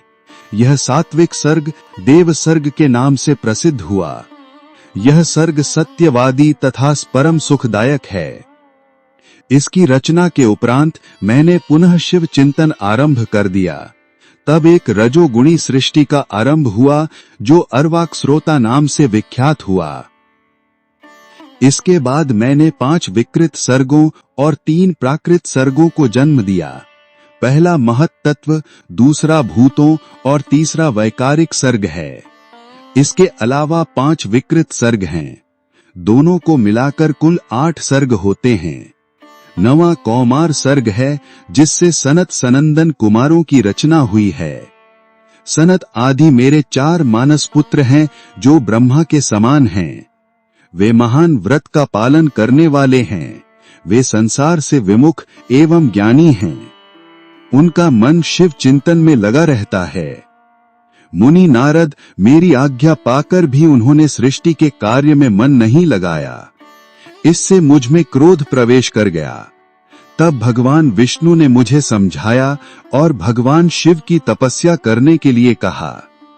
मेरी घोर तपस्या से मेरी भौहों और नाक के मध्य भाग से महेश्वर की 3 मूर्तियां प्रकट हुईं, जो पूर्णांश सर्वेश्वर एवं दया सागर थीं, और भगवान शिव का अर्ध नारीश्वर रूप प्रकट हुआ। जन्म मरण से रहित परम तेजस्वी सर्वज्ञ नीलकंठ साक्षात उमा वल्लभ भगवान महादेव के साक्षात दर्शन कर मैं धन्य हो गया। मैंने भक्ति भाव से उन्हें प्रणाम किया और उन्हें प्रसन्न करने के लिए उनकी स्तुति करने लगा। तब मैंने उनसे जीवों की रचना करने की प्रार्थना की। मेरी प्रार्थना स्वीकारते हुए देवाधिदेव भगवान शिव ने रुद्र गणों की रचना की। तब मैंने उनसे पुनः कहा, देवेश्वर शिव शंकर, अब आप संसार के मोह माया में लिप्त ऐसे जीवों की रचना करें जो मृत्यु और जन्म के बंधन में बंधे हों। यह सुनकर महादेव जी हंसते हुए कहने लगे। शिव जी ने कहा, हे ब्रह्मन, मैं मृत्यु और जन्म के भय में लिप्त जीवों की रचना नहीं करूंगा, क्योंकि वे जीव संसार रूपी बंधन में बंधे होने के कारण दुखों से युक्त होंगे। मैं सिर्फ उनका उद्धार करूंगा, उन्हें परम ज्ञान प्रदान कर उनके ज्ञान का विकास करूंगा। हे प्रजापते, इन जीवों की रचना आप करें। मोह माया के बंधनों में बंधे इस प्रकार के जीवों की सृष्टि करने पर भी आप इस माया में नहीं बंधेंगे। मुझसे इस प्रकार कहकर महादेव शिव शंकर अपने पार्षदों के साथ वहां से अंतर्धान हो गए। सृष्टि की उत्पत्ति। ब्रह्मा जी बोले, नारद, शब्द आदि पंचभूतों द्वारा पंचीकरण करके उनके स्थूल आकाश, वायु, अग्नि, जल और पृथ्वी, पर्वत, समुद्र, वृक्ष और कला आदि से युगों और कालों की मैंने रचना की तथा और भी कई पदार्थ मैंने बनाए। उत्पत्ति और विनाश वाले पदार्थों का भी मैंने निर्माण किया है। परंतु जब इससे भी मुझे संतोष नहीं हुआ तो मैंने मां अंबा सहित भगवान शिव का ध्यान करके सृष्टि के अन्य पदार्थों की रचना की और अपने नेत्रों से मरीच को, हृदय से भृगु को, सिर से अंगिरा को, कान से मुनि श्रेष्ठ पुलह को, उदान से पुलस्त्य को, समान से वशिष्ठ को, अपान से क्रतु को, दोनों कानों से अत्रि को, प्राण से दक्ष को और गोद से तुमको, छाया से कर्दम मुनि को उत्पन्न किया। सब साधनाओं के साधन धर्म को भी मैंने अपने संकल्प से प्रकट किया। मुनि श्रेष्ठ, इस तरह साधकों की रचना करके महादेव जी की कृपा से मैंने अपने को कृतार्थ माना। मेरे संकल्प से उत्पन्न धर्म मेरी आज्ञा से मानव का रूप धारण कर साधन में लग गए। इसके उपरांत मैंने अपने शरीर के विभिन्न अंगों से देवता व असुरों के रूप में अनेक पुत्रों की रचना करके उन्हें विभिन्न शरीर प्रदान किए। तत्पश्चात भगवान शिव की प्रेरणा से मैं अपने शरीर को 2 भागों में विभक्त कर 2 रूपों वाला हो गया। मैं आधे शरीर से पुरुष और आधे से नारी हो गया। पुरुष स्वयं भुव मनु नाम से प्रसिद्ध हुए एवं उच्च कोटि के साधक कहलाए। नारी रूप से शतरूपा नाम वाली योगिनी एवं परम तपस्विनी स्त्री उत्पन्न हुई। मनु ने वैवाहिक विधि से अत्यंत सुंदरी शतरूपा का पाणी ग्रहण किया और मैथुन द्वारा सृष्टि को उत्पन्न करने लगे। उन्होंने शतरूपा से प्रियव्रत और उत्तान पाद नामक 2 पुत्र तथा आकुति, देवहूति और प्रसूति नामक 3 पुत्रियां प्राप्त की। आकुति का रुचि मुनि से, देवहूति का कर्दम मुनि से तथा प्रसूति का दक्ष प्रजापति के साथ विवाह कर दिया गया। इनकी संतानों से पूरा जगत चराचर हो गया। रुचि और आकुति के वैवाहिक संबंध में यज्ञ और दक्षिणा नामक स्त्री पुरुष का जोड़ा उत्पन्न हुआ। यज्ञ की दक्षिणा से 12 पुत्र हुए। मुने कर्दम और देवहूति के संबंध से बहुत सी पुत्रियां पैदा हुईं। दक्ष और प्रसूति से 24 कन्याएं हुईं। दक्ष ने 13 कन्याओं का विवाह धर्म से कर दिया। ये 13 कन्याएं श्रद्धा, लक्ष्मी, धृति, तुष्टि, पुष्टि, मेधा, क्रिया, बुद्धि, लज्जा, वसु, शांति, सिद्धि और कीर्ति हैं। अन्य 11 कन्याओं ख्याति, सती, संभूति, स्मृति, प्रीति, क्षमा, सन्नति, अनसूया, ऊर्जा, स्वाहा और स्वधा का विवाह भृगु, शिव, मरीचि, अंगिरा, पुलस्त्य, पुलह, क्रतु, अत्रि, वशिष्ठ, अग्नि और पितर नामक मुनियों से संपन्न हुआ। इनकी संतानों से पूरा त्रिलोक भर गया। अंबिकापति महादेव जी की आज्ञा से बहुत से प्राणी श्रेष्ठ मुनियों के रूप में उत्पन्न हुए। कल्प भेद से दक्ष की 60 कन्याएं हुईं। उनमें से 10 कन्याओं का विवाह धर्म से, 27 का चंद्रमा से और 13 कन्याओं का विवाह कश्यप ऋषि से संपन्न हुआ। नारद, उन्होंने 4 कन्याएं अरिष्ट नेमि को ब्याह दी। भृगु, अंगिरा और कुशास्व से 2-2 कन्याओं का विवाह कर दिया।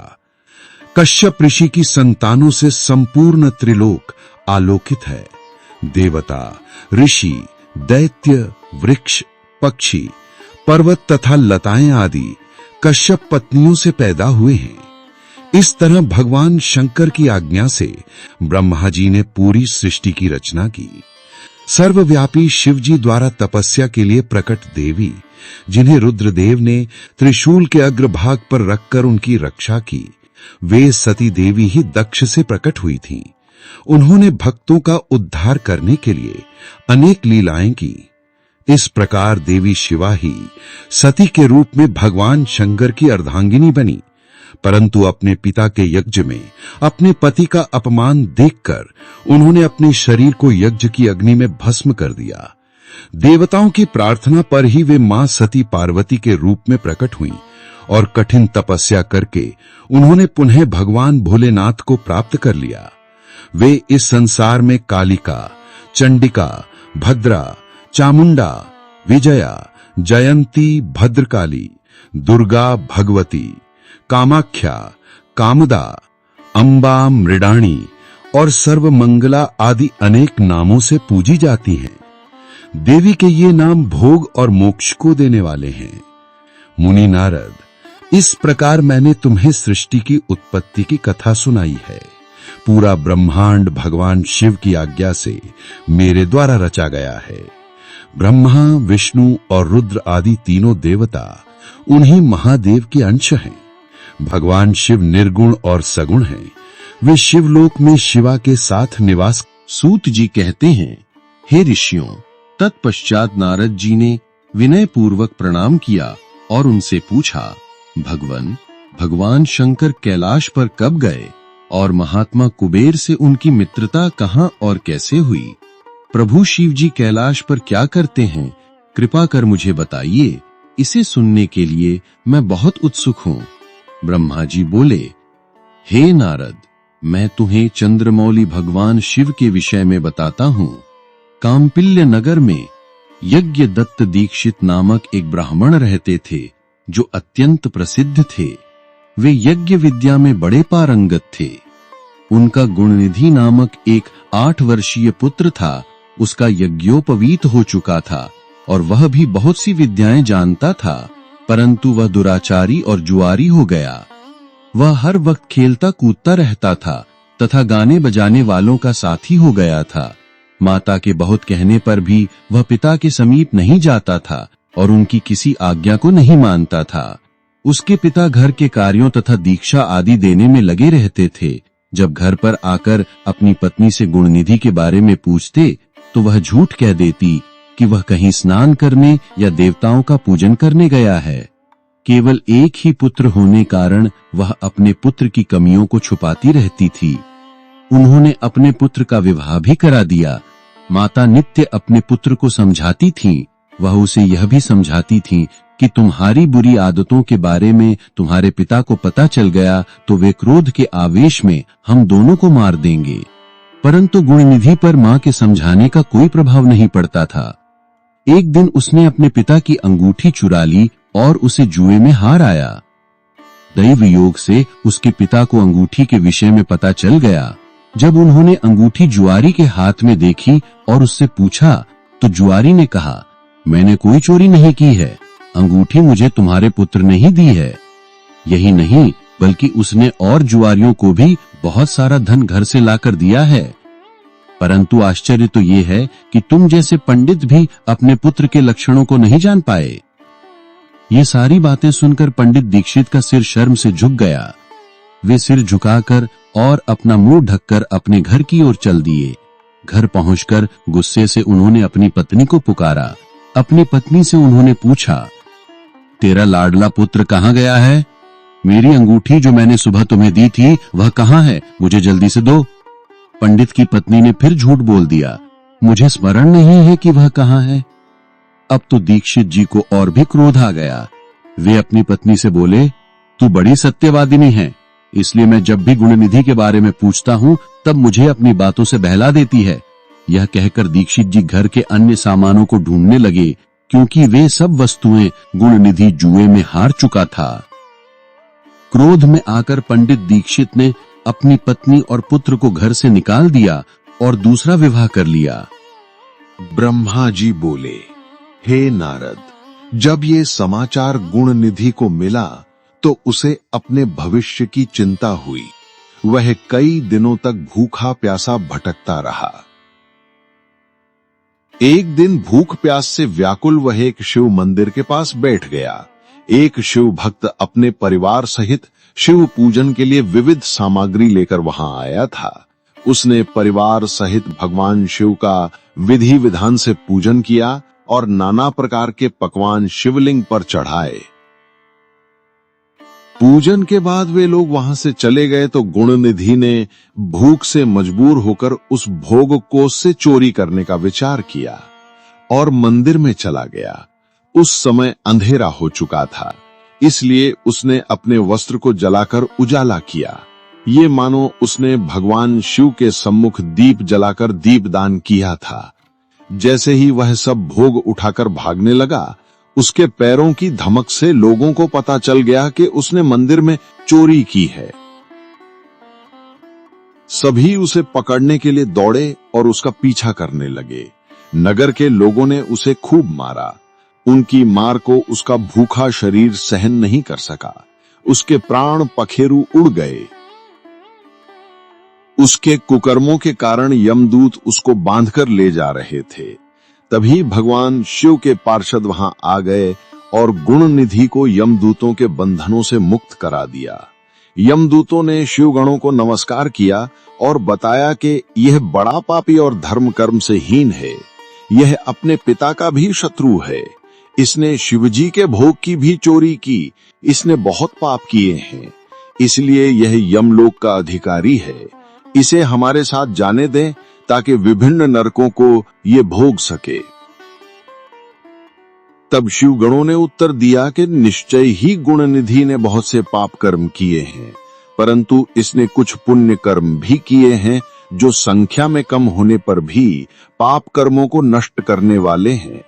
इसने रात्रि में अपने वस्त्र को फाड़कर शिवलिंग के सम्मुख दीपक में बत्ती डालकर उसे जलाया और दीपदान किया।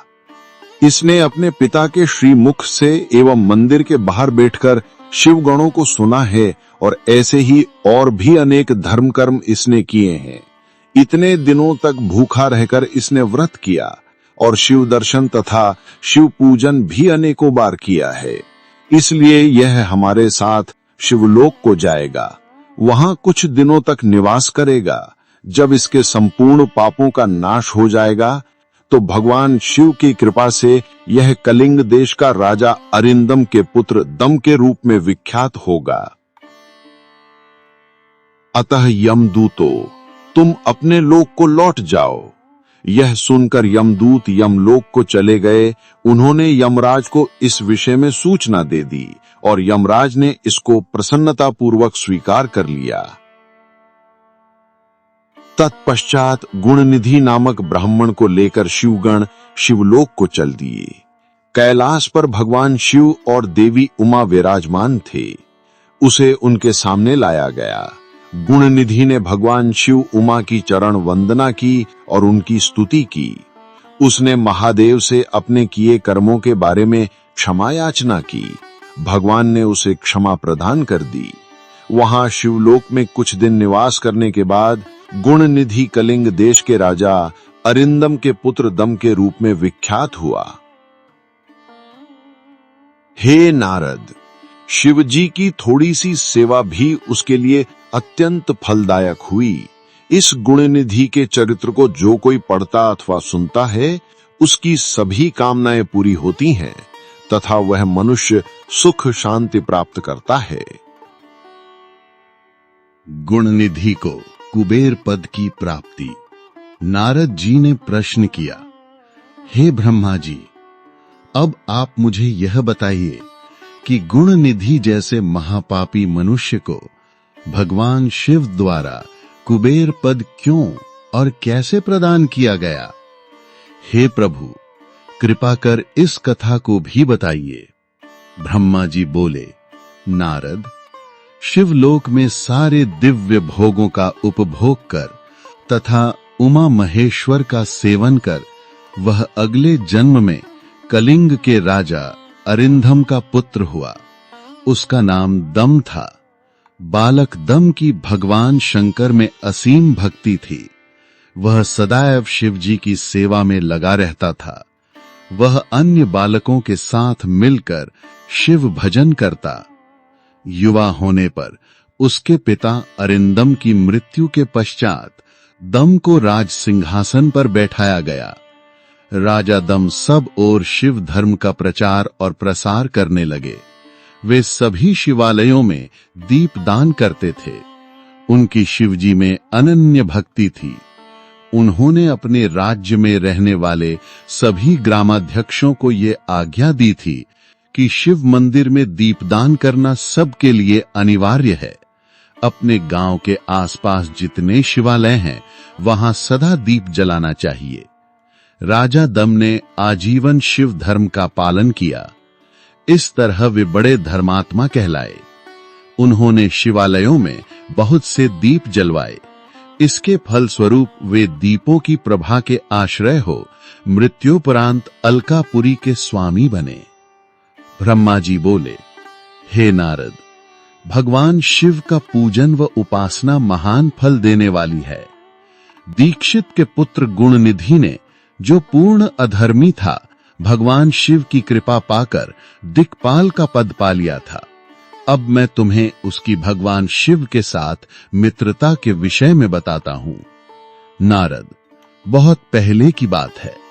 मेरे मानस पुत्र पुलस्त से विश्रवा का जन्म हुआ और विश्रवा के पुत्र कुबेर हुए। उन्होंने पूर्व काल में बहुत कठोर तप किया। उन्होंने विश्वकर्मा द्वारा रचित अलकापुरी का उपभोग किया। मेघवाहन कल्प के आरंभ होने पर वे कुबेर के रूप में घोर तप करने लगे। वे भगवान शिव द्वारा प्रकाशित काशीपुरी में गए और अपने मन के रत्नमय दीपों से 11 रुद्रों को उद्बोधित कर वे तन्मयता से शिवजी के ध्यान में मग्न होकर निश्चल भाव से उनकी उपासना करने लगे। वहां उन्होंने शिवलिंग की प्रतिष्ठा की। उत्तम पुष्पों द्वारा शिवलिंग का पूजन किया। कुबेर पूरे मन से तप में लगे थे। उनके पूरे शरीर में केवल हड्डियों का ढांचा और चमड़ी ही बची थी। इस प्रकार उन्होंने 10,000 वर्षों तक तपस्या की।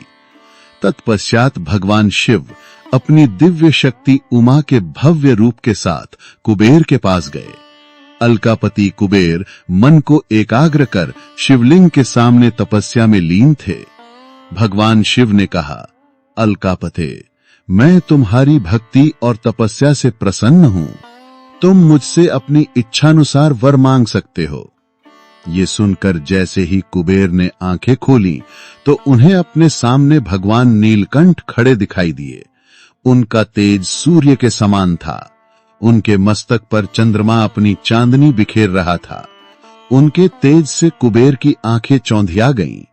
तत्काल उन्होंने अपनी आंखें बंद कर लीं। वे भगवान शिव से बोले, भगवान, मेरे नेत्रों को वो शक्ति दीजिए जिससे मैं आपके चरणारविंद को दर्शन कर सकूं।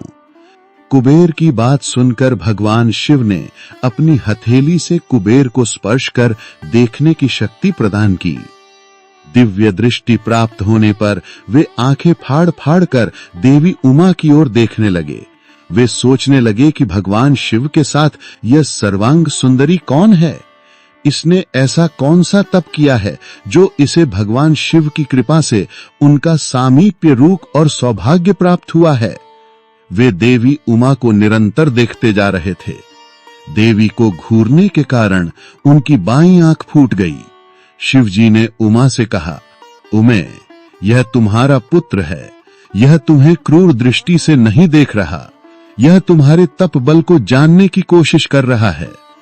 फिर भगवान शिव ने कुबेर से कहा, मैं तुम्हारी तपस्या से बहुत प्रसन्न हूं।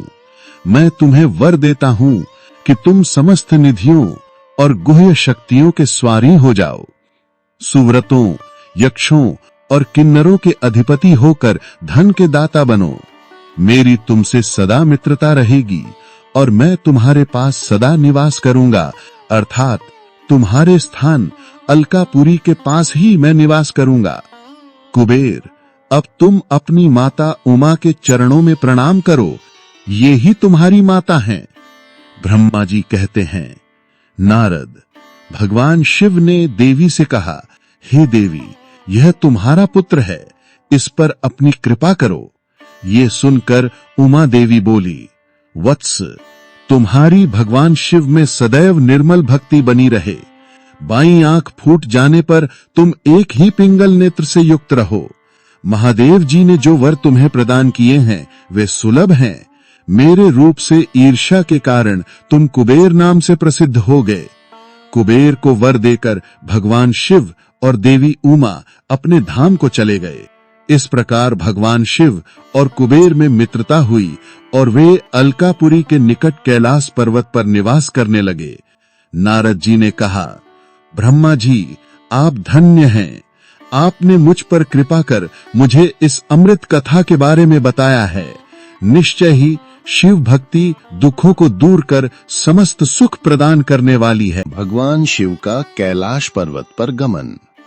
ब्रह्मा जी बोले, हे नारद मुनि, कुबेर के कैलाश पर्वत पर तप करने से वहां पर भगवान शिव का शुभ आगमन हुआ। कुबेर को वर देने वाले विश्वेश्वर शिव जब निधिपति होने का वर देकर अंतर्धान हो गए, तब उनके मन में विचार आया कि मैं अपने रुद्र रूप में, जिसका जन्म ब्रह्मा जी के ललाट से हुआ है और जो संहारक है, कैलाश पर्वत पर निवास करूंगा। शिव की इच्छा से कैलाश जाने के इच्छुक रुद्रदेव ने बड़े जोर जोर से अपना डमरू बजाना शुरू कर दिया। वह ध्वनि उत्साह बढ़ाने वाली थी। डमरू की ध्वनि तीनों लोकों में गूंज रही थी। उस ध्वनि में सुनने वालों को अपने पास आने का आग्रह था। उस डमरू ध्वनि को सुनकर ब्रह्मा, विष्णु आदि सभी देवता, ऋषि मुनि, वेद शास्त्रों को जानने वाले सिद्ध लोग बड़े उत्साहित होकर कैलाश पर्वत पर पहुंचे। भगवान शिव के सारे पार्षद और गणपाल जहां भी थे वे कैलाश पर्वत पर पहुंचे। साथ ही असंख्य गणों सहित अपनी लाखों करोड़ों भयावनी भूत प्रेतों की सेना के साथ स्वयं शिवजी भी वहां पहुंचे। सभी गणपाल सहस्रों भुजाओं से युक्त थे। उनके मस्तक पर जटाएं थीं। सभी चंद्रचूड़, नीलकंठ और त्रिलोचन थे। हार, कुंडल, केयूर तथा मुकुट से वे अलंकृत थे। भगवान शिव ने विश्वकर्मा को कैलाश पर्वत पर निवास बनाने की आज्ञा दी। अपने व अपने भक्तों के रहने के लिए योग्य आवास तैयार करने का आदेश दिया। विश्वकर्मा ने आज्ञा पाते ही अनेकों प्रकार के सुंदर निवास स्थान वहां बना दिए। उत्तम मुहूर्त में उन्होंने वहां प्रवेश किया। इस मधुर बेला पर सभी देवताओं, ऋषि मुनियों और सिद्धों सहित ब्रह्मा और विष्णु जी ने शिवजी और उमा का अभिषेक किया। विभिन्न प्रकार से उनकी पूजा अर्चना और स्तुति की। प्रभु की आरती उतारी। उस समय आकाश में फूलों की वर्षा हुई। इस समय चारों ओर भगवान शिव तथा देवी उमा की जय जयकार हो रही थी। सभी की स्तुति से प्रसन्न होकर भगवान शिव ने उन्हें उनकी इच्छा के अनुसार वरदान दिया तथा उन्हें अभीष्ट और मनोवांछित वस्तुएं भेंट की। तत्पश्चात भगवान शंकर की आज्ञा लेकर सभी देवता अपने अपने निवास को चले गए। कुबेर भी भगवान शिव की आज्ञा पाकर अपने स्थान अलकापुरी को चले गए। तत्पश्चात भगवान शंभु वहां निवास करने लगे। वे योग साधना में लीन होकर ध्यान में मग्न रहते। कुछ समय तक वहां अकेले निवास करने के बाद उन्होंने दक्ष कन्या देवी सती को पत्नी रूप में प्राप्त कर लिया। देवर्षि अब रुद्र भगवान देवी सती के साथ वहां सुखपूर्वक विहार करने लगे। हे नारद, इस प्रकार मैंने तुम्हें भगवान शिव के रुद्र अवतार और उनके कैलाश पर आगमन की उत्तम कथा सुनाई है। तुम्हें शिवजी व कुबेर की मित्रता और भगवान शिव की विभिन्न लीलाओं के विषय में बताया है। उनकी भक्ति तीनों लोकों का सुख प्रदान करने वाली तथा मनोवांछित फलों को देने वाली है। इस लोक में ही नहीं, परलोक में भी सद्गति प्राप्त होती है। इस कथा को जो भी मनुष्य एकाग्र होकर सुनता या पढ़ता है, वह इस लोक में सुख और भोगों को पाकर मोक्ष को प्राप्त होता है। नारद जी ने ब्रह्मा जी का धन्यवाद किया और उनकी स्तुति की। वे बोले कि प्रभु, आपने मुझे इस अमृत कथा को सुनाया है। आप महाज्ञानी हैं। आप सभी की इच्छाओं को पूर्ण करते हैं। मैं आपका आभारी हूँ। शिव चरित्र जैसा श्रेष्ठ ज्ञान आपने मुझे दिया है। हे प्रभु, मैं आपको बारंबार नमन करता हूँ। श्री रुद्र संहिता प्रथम खंड समाप्त।